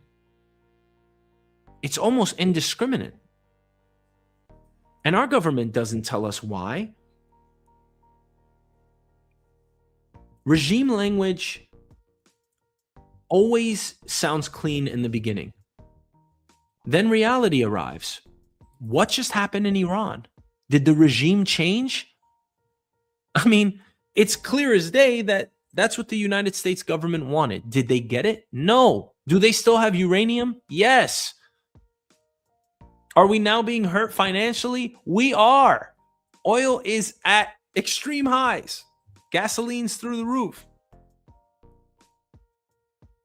The reality is this: power vacuums, migration waves, corruption, competing factions, outside influence, and civilians stuck between a failed government and foreign pressure. That is what's happening, and that is what the US is enabling. That's what they want, right? They want the Cuban people to be brought to their knees. So if Trump and Rubio want to pressure Cuba, explain the objective. That's all I'm asking in simple terms. Is it about human rights? Probably not. National security? What national security? Why are we defending another nation? China and Russia? What problem do you have with that? Cuba doesn't want to be our friends because we're just not in their best interest, I guess. Is it about Gesa, the money? Or is there a broader Caribbean strategy that comes after Venezuela? Cuba is next is not a policy. You're not telling us anything, United States government. President Trump, Secretary of State Marco Rubio, you are not telling us anything. You're just saying Cuba is next. What does that mean? What are you trying to achieve? Because if we've learned anything from these past, I would say, crimes and violations of sovereignty, it's that threats without plans become disasters. And you may have a plan, but explain it to the American people. Be transparent, because you're using our money at the end of the day, and you are our leaders that are supposed to police and govern and legislate on behalf of us, on behalf of our interest. So far, I have not heard any rhetoric that can possibly describe why we would take such a position as far as foreign policy is concerned with Cuba. The people will just accept it because we have no other choice. The government will do and say as they please. That's not only unfortunate. To me, it is a violation of our principles of our country.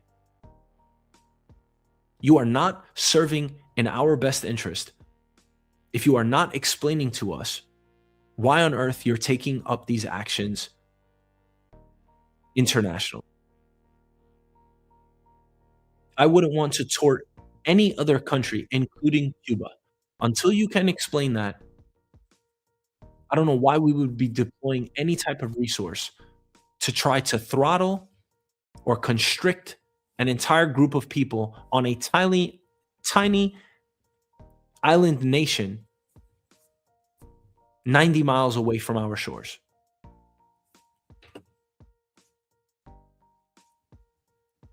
Okay, next topic. Again, hard transition. Boom. Hard transition. Next topic. Okay. Deep fakes and the Take It Down Act. What is even real anymore? How long did it take us to get there? I mean, ChatGPT was launched in what? I think October 2020, in fall of 2020. And I mean, it's 6 years later, but we already started seeing deep fakes probably a year after. What is fake? What is real? Of course, what's convenient is that you can pretty much dismiss anything in your life. But no, AI has created a new problem for truth. Fake things can look real, and real things can now be dismissed as fake. That second part may be even more dangerous because someone can create a fake video, a fake voice, a fake nude image, and it can spread before the victim even knows it exists. Then the reverse happens. A real video comes out, and the person caught in it says, "That's AI." A real audio clip breaks, and they say, "That's a deep fake." A real image starts circulating, and they say, "That never happened." So the lie works both ways. Fake evidence becomes more believable, and real evidence becomes easier to deny. Now, federal prosecutors have charged two men, Cornelius Shannon and Arturo Hernandez, under the Take It Down Act for allegedly creating and distributing AI-generated explicit images and videos. It was reported that Shannon allegedly published at least 240 albums of AI-generated explicit material involving celebrities, private individuals, and minors, while Hernandez allegedly included non-public figures such as recent high school graduates. The Justice Department said the two defendants allegedly posted thousands of images and videos that appeared to depict real people nude or engaged in sexual acts, including actresses, singers, political figures, and private individuals. And that's where we are today in society.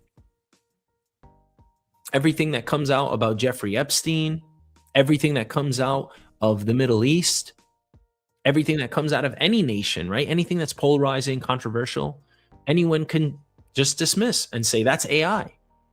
How can you tell? The verification standards that we have right now, they don't even exist. And most people are not going to sit there and try to verify anything. Most people will still go to a page like Wikipedia, read it, and just believe it.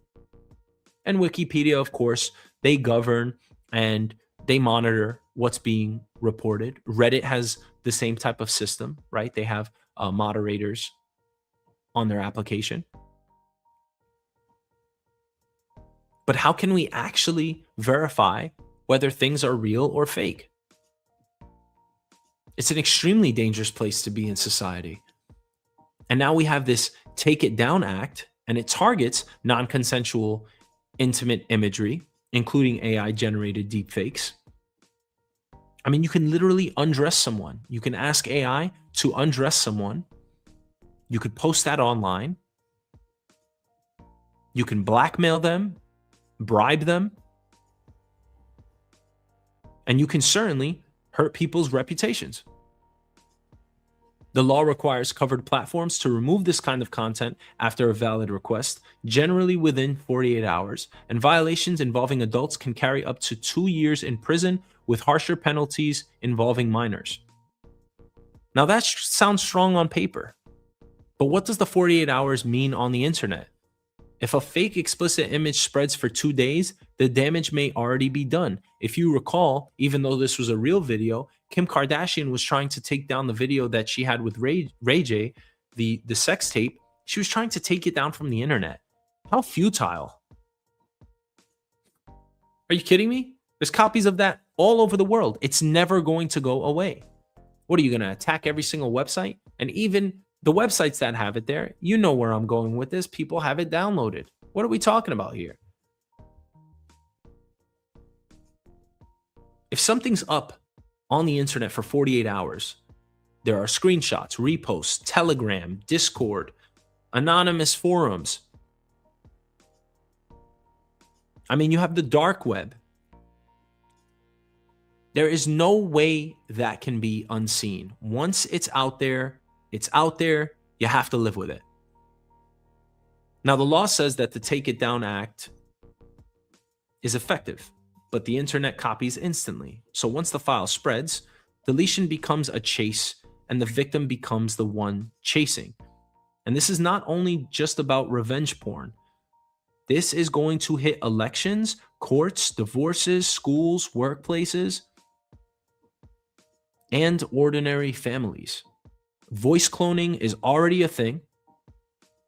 University at Buffalo, they reported citing experts warning that a few seconds of audio can now be enough to create convincing voice clones, and some major retailers have already reported more than 1,000 AI-generated scam calls per day.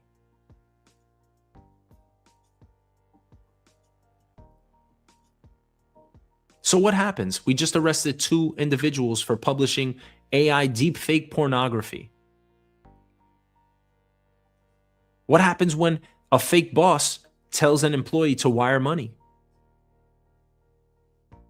What about a fake candidate saying something racist 2 days before an election?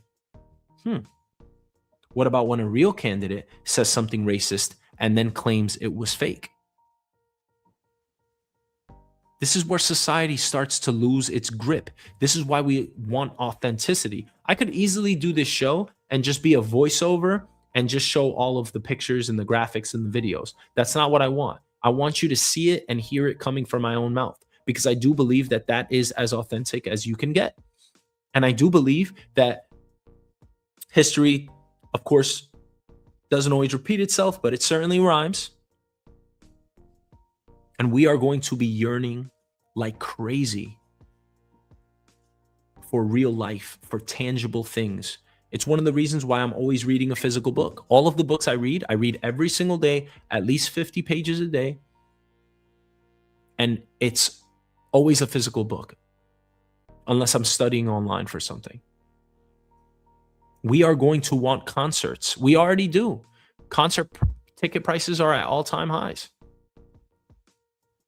We're going to want to be out there physically in the world, especially when we're all going to have a robot assistant.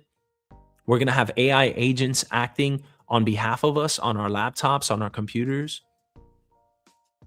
A digital world. I mean, this world is going to, again, I believe in Blade Runner 2049. I believe that we are going to have a super futuristic society. What's going to happen then? We're probably going to be at the height of isolation. Why? Because everything's just going to be so convenient and just put out there for us. So then it just becomes harder and harder to, believe what one person is saying, believe what's true, believe, what you're seeing, what's being put in front of you, if it's actually valid or legit.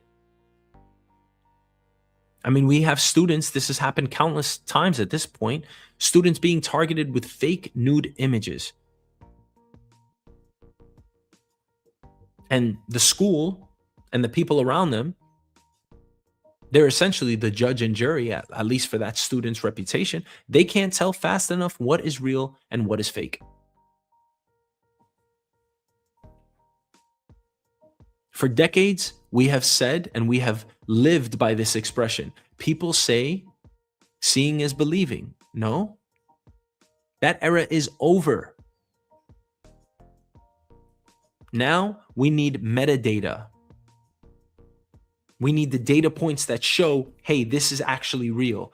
This was taken at this point in time. It was taken by this person. We need verification. We need provenance to understand the origination of any piece of material that we read or we see. There has to be a chain of custody. That's why blockchain is actually going to be very important, right? That's why NFTs are so important. We need watermarks, device records, timestamps, and ultimately there has to be some automaticity as far as forensic analysis. That's how we're going to be able to verify all of our records. Else you're just going to have people saying, that's fake, that's not real, that's AI, and we're already there. But regular people, they do not live like forensic labs. Regular people see a clip and they react. That's normal. Deepfakes do not need to fool everyone forever. They just need to fool enough people long enough to damage someone. And the fake defense does not need to prove anything. It only needs to create doubt. That is the collapse of society. If everything can be faked, everything can be denied. And when everything can be denied, power benefits. Ordinary people need truth to hold power accountable. Power only needs confusion to sow doubt. So then it becomes even more important for our authorities, the people that we put in place of leadership, for them to tell the truth. What happens when they don't tell the truth? Man, they can lie, they can say it was AI. This introduction of artificial intelligence actually makes us weaker. Simply because we can't approve or disprove whether something was real or not. So then again, history repeats itself. We went from doing everything in the physical world to doing everything in the virtual world and everything digitally. We are going to go back to the physical world.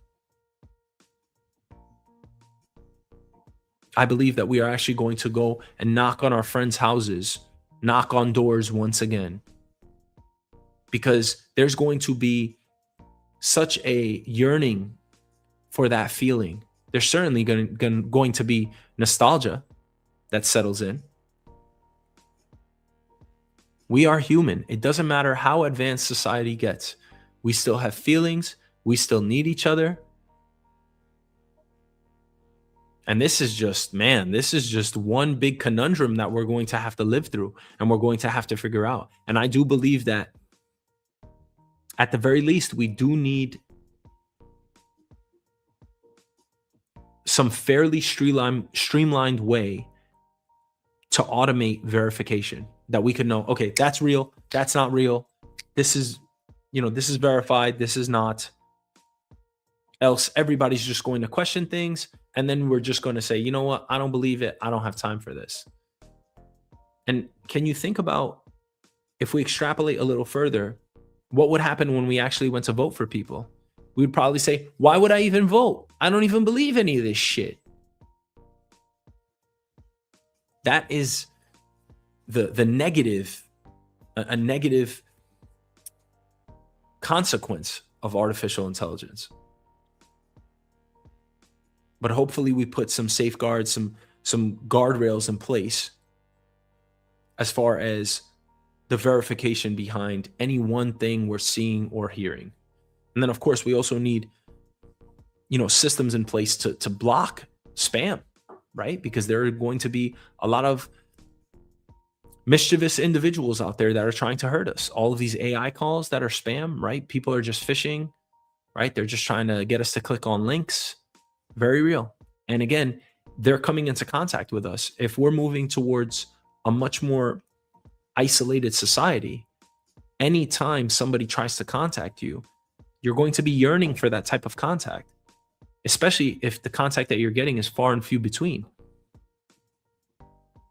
So anybody that were to text you, you may just very well believe, may very well believe them. And you may be spoofed. You may be clicking on a link that takes you somewhere and gives them your data, or you end up giving them money.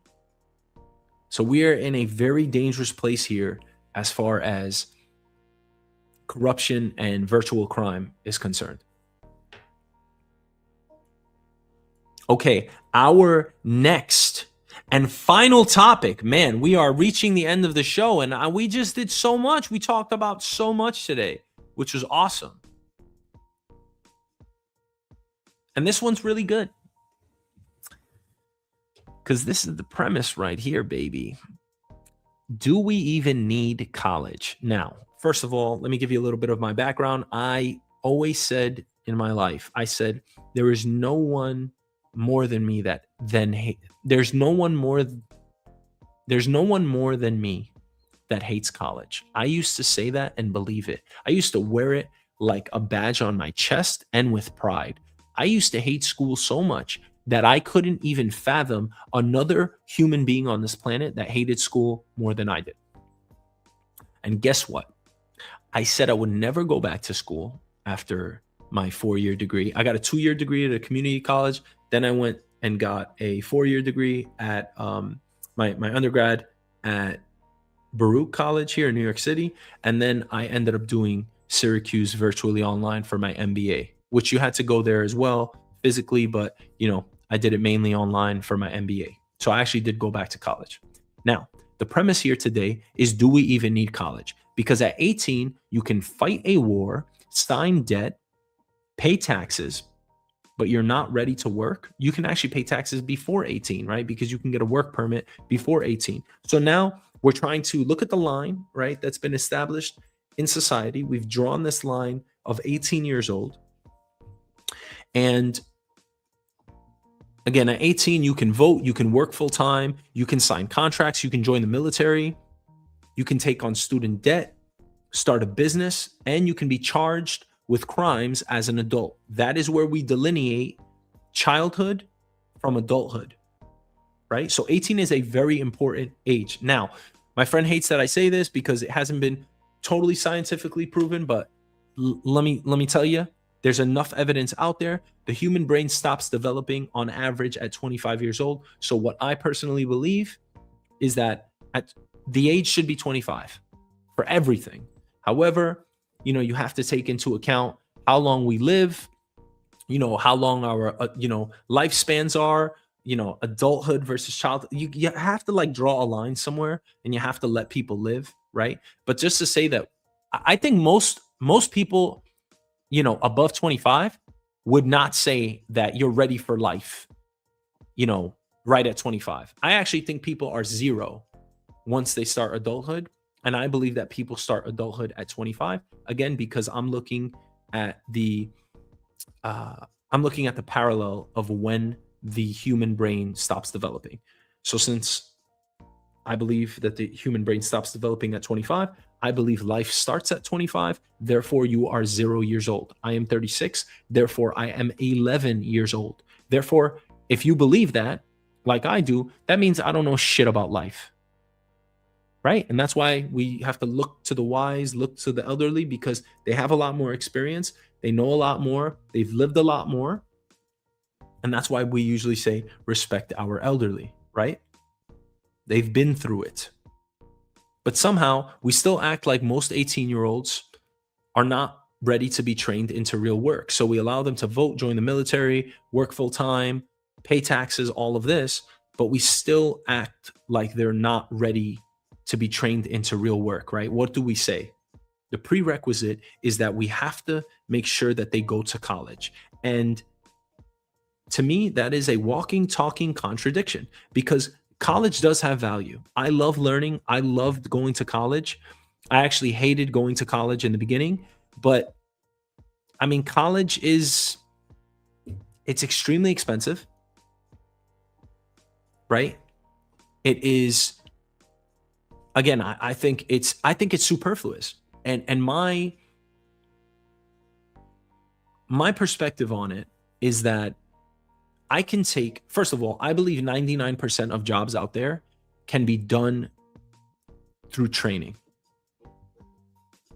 To have something such as a prerequisite like college, which teaches you a diverse set of subjects, most of which you will not apply to your everyday life or your everyday job and career, I believe that is not only superfluous, but it is a waste of time and resources. On top of everything, you put an insurmountable amount of debt on most of these students, in which they have to pay back for the next 30 years or so. I'm not adding the math up right. It just doesn't make sense to me. Of course, college has value. Doctors need college. Engineers need serious training. Lawyers, scientists, teachers, accountants, nurses, researchers. These technical professionals, they need a structured education. However, it doesn't mean that every person needs college, and it doesn't mean that every person needs 4 years of college before becoming useful in the workforce. The better question is where the line should be. When is someone ready? Because again, I mean, even engineering, right? You can figure it out. Even if I told you to go build a building, you would figure it out, right? If you need an engineering mind, you can either hire an engineering mind or you can figure out the engineering by yourself. I believe we have enough training from kindergarten through the 12th grade to be able to do generic and basic training in the form of mathematics, of course.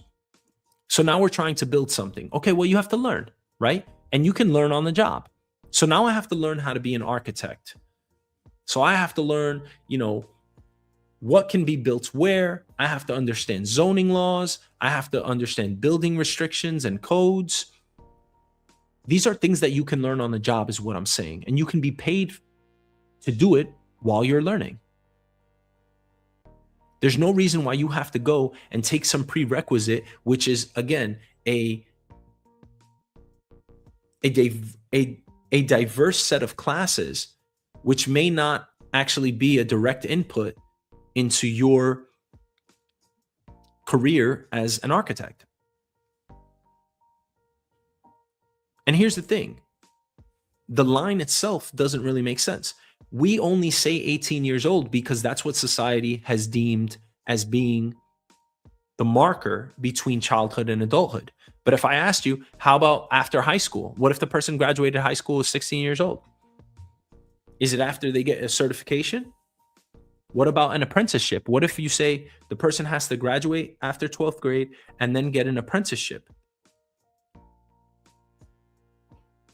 Is it after they, pass some type of test and prove competence that they can then get the job?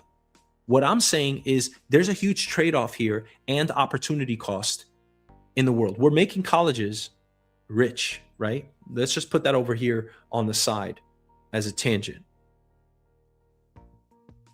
We can, the opportunity cost, the trade-off that we have to consider is a student that is going into debt and making just training a real broad range of a spectrum of subjects, trying to find out what they want to do in their life, really, and assuming an exorbitant amount of debt. That's the first option, right? And in parallel, you also have another option. We could just be taking all of the 18-year-olds, again, the arbitrary line that we've drawn in society. We could just be taking all of the 18-year-olds and just giving them jobs. I am an IT project manager. I have been in industry for over 15 years, and I'm very lucky. I have said this before, I have said it, and I will say it again, and I will continue to say it. A monkey can do my job, okay? A monkey, the dumbest monkey in the world can do my job, okay? Now, I'm just gonna pick this monkey right here, right? But it could really be any monkey. I want a funny looking monkey, really, but we're just gonna use this monkey right here, okay? This monkey can do my job. I can train this monkey to do my job so easily. They just have to learn the language, they have to learn the systems, they have to learn the processes. Or are you telling me that I had to go to college in order to learn this way of doing things? Absolutely not. You know when the light bulb went off for me? I did a couple of internships, and one of them was at some investment firm. And when I went over there, I'm sitting on the floor of all of these stockbrokers, which is what I ultimately wanted to do. I graduated with a finance degree in undergrad, but now I'm an IT project manager. And I remember sitting with this guy for a couple of days, and I was like, because I was rotating around, and I sat with some guy for a couple of days, and I was like, man, I was like, so what? I was asking questions. Well, why do you do this? Why do you just ask this question to this guy? Why'd you just go over there? I was just asking so many questions. And then I'm like, man, if I stayed with this guy for like 2 weeks, I would know exactly what to do. And that is the premise of today. Do we need college? Because I believe that if you took almost any individual in the world and you gave them an adequate amount of training, honestly, 2 to 8 weeks of training, living, breathing, bleeding, learning on the job with someone, I believe that they would be trained enough to do that job in perpetuity. And that's the opportunity cost, right? This person can either be making money for our workforce, for our country, making more money in gross domestic product, our GDP, contributing to society, right? And be making more taxes. Governments should want this too. They could either be productive the moment they get out of college at 18 years old, or we can force them into college, make them take on an insane amount of debt, and then say, go look for a job and then go over here. Why not just assign jobs to these students? Now, this is the unemployment rate for recent college graduates versus other groups. And you could see that young workers aged 22 to 27, they're at about 5.6%. All college graduates are at 3.1%. Recent college graduates, they're at 5.6%. All workers at 4.2%. And we could look at these numbers all day. But what I'm trying to point out here is, what is the rationale between assuming an exorbitant amount of debt or coming right out of college, training someone to do something, right? They like to call it vocational schools. Forget about all that. I don't know why we have to have this person be a student for any longer than they need to. Why not just train the individual for 8 weeks, 2 months? I'm talking about on-the-job training for whatever job. We're saying we're going to need a lot of electricians, plumbers. We're going to need people laying brick. We're going to need masons. We're going to need so many people in the industrial we're going to need so many people in the industrial space because we have to build out all this AI infrastructure. Why are we not, if anybody wants to become an electrician or work, as a plumber or anything like that, in any one of those trades, what do they have to do? They have to know somebody. They have to do apprenticeships. They have to try to get in a union. Forget all that. That is as cumbersome as this side of the equation. This side of the equation is going to college. Why is it that the people that don't go to college make less money, have a higher unemployment rate? Is that fair? Is that fair? That doesn't make any sense to me. What the hell did I learn in college? Now I'm an IT project manager. My whole life is IT project management when it comes to my career. When I'm sitting in front of the laptop and actually working, my whole life is IT project management. I need not know anything else other than IT project management for my job in order for me to make money and make my ends meet, correct?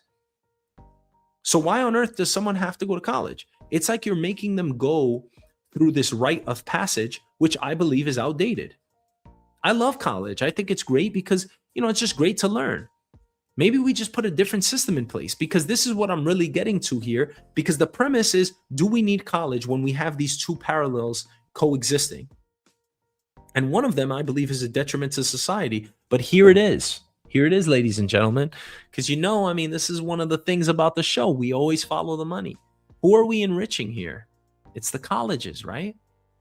Harvard has how many billions of dollars of an endowment fund? Why the hell is Harvard so rich? Right? Harvard has $57 billion. $57 billion. The largest academic endowment in the world. Why the hell does Harvard have this much money?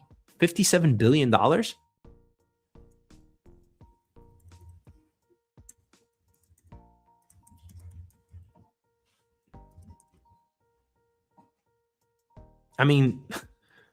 I don't even understand that. That number doesn't even make sense to me. 57 billion. Is it needed? How much money is actually spent on paying our loans back?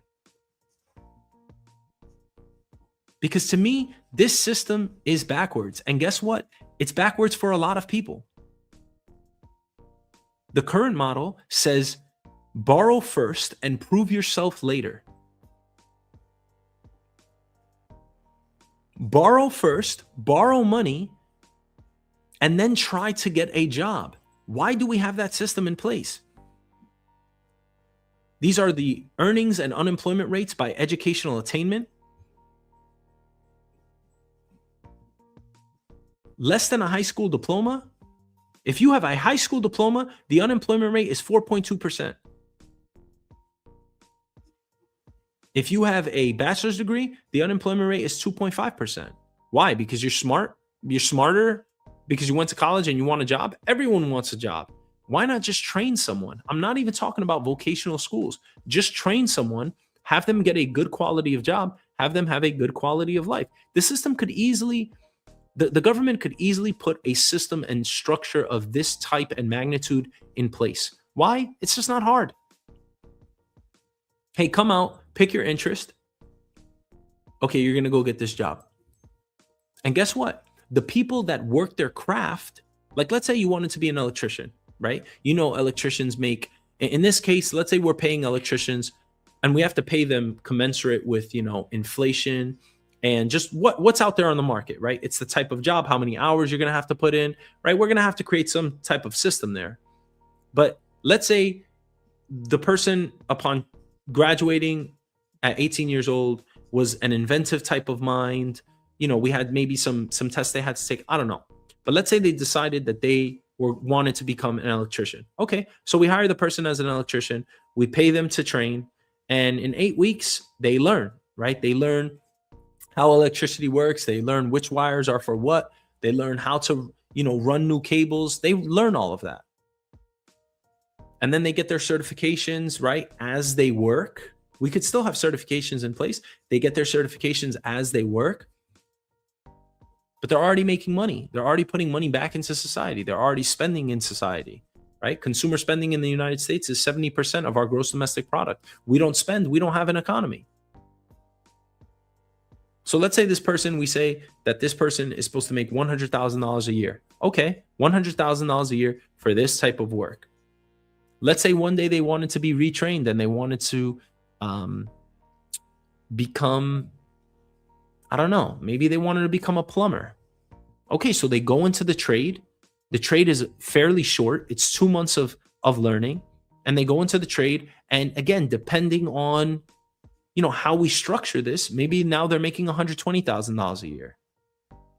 I don't understand why you need 4 years of, to me, in my opinion, a very docile education in order to then have that be the jumping off point. It's like, okay, like for instance, right? A lot of students graduate with a liberal arts degree. They graduate with no specialization because they don't know what to do. Or what do we do with those people? It's a joke in our society, right? What we say, we're like, oh yeah, they graduated with a liberal arts degree. What are they going to do with that? Ha ha. It's like, nah, man, they still have $100,000 in debt or $50,000 in debt. What the hell are they going to do about that? And now nobody wants to hire them, right? Ha ha, because you know, they have a liberal arts degree. So now what? They go on, I don't know, unemployment. They seek government assistance. Ha ha, joke's on us, right? Because we're the taxpayers that pay for that, right? And by the way, why would you want your fellow neighbor, your fellow American or fellow human being to be making, you know, less money and having a lower quality of life? And if you think, you know, that's not the way nature works, if you think that's not the way, you know, we actually think about things, maybe you are, I don't know, maybe you do want to see people in pain. I'm not sure. How many times do you see a homeless person on the street and you wish they weren't homeless?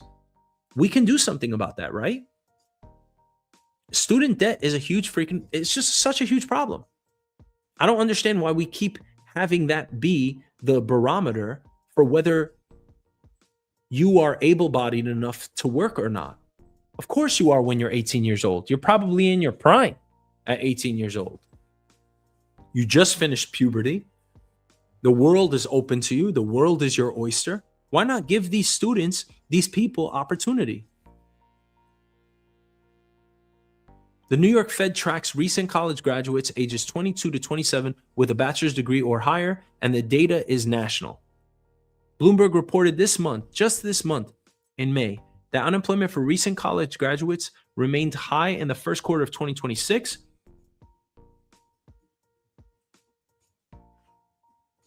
And again, that number here is what?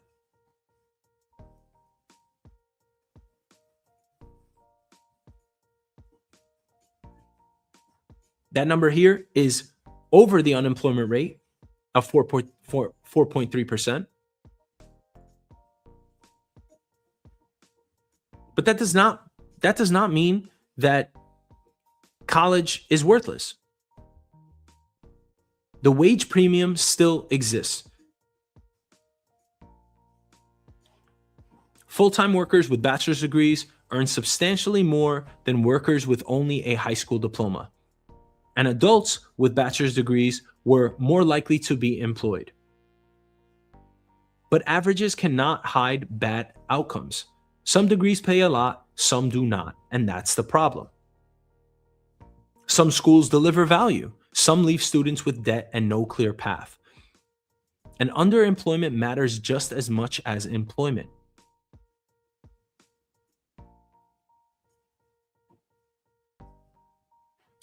As unemployment. A graduate can have a job and still not have a career. How does that add up?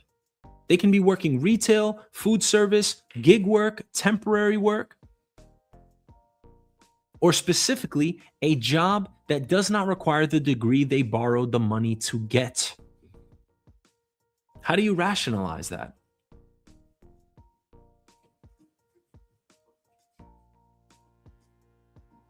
So the issue really is not college versus no college. The issue is whether college should be the default toll booth before work. And I am arguing that it should not. We can get people at 18 into the workforce a lot earlier. They can be making money. They can be paying taxes. Everybody wins, right? That's what the government ultimately wants. They want productivity in our workforce. They want less unemployment. Of course, the colleges themselves, they wouldn't like this idea, because if we bypass them, a lot of colleges, most institutions would fall.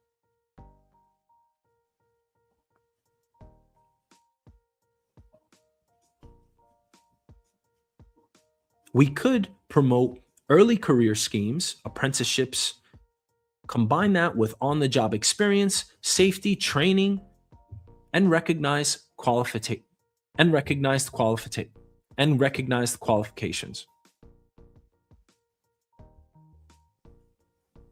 That model makes sense because it treats young people as trainable workers, not just future employees with potential, maybe sitting on the sidelines or in some classroom waiting for permission to start life.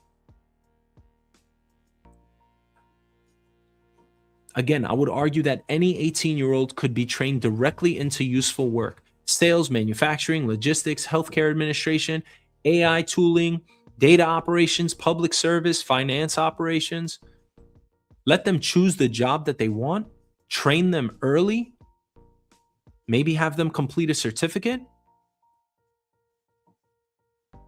Because right now, I think the only blocker is the structure that we have. It's certainly not the intelligence. If a company can train someone internally, why force that person to spend 4 years and tens of thousands of dollars proving that they are trainable?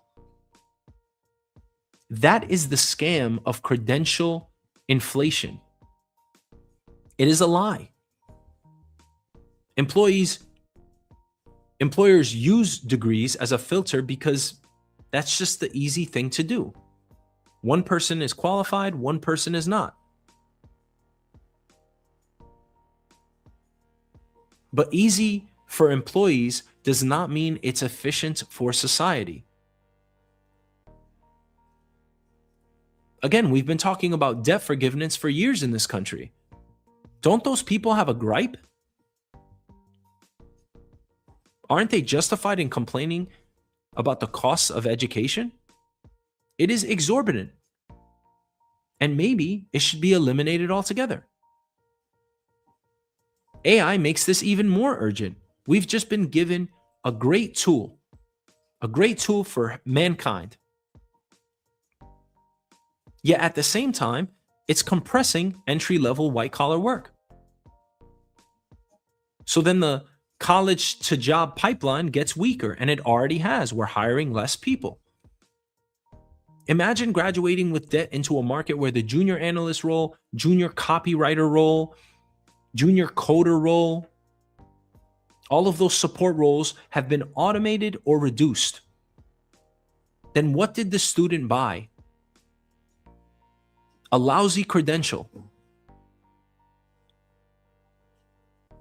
And now all they have to live off is hope.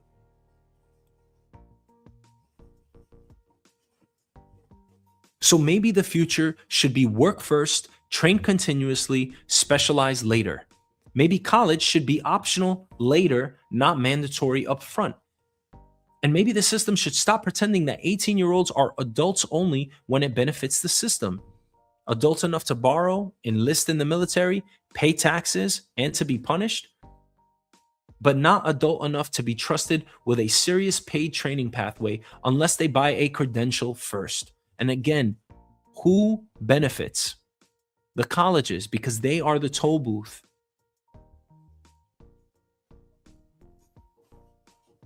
They should be a tool.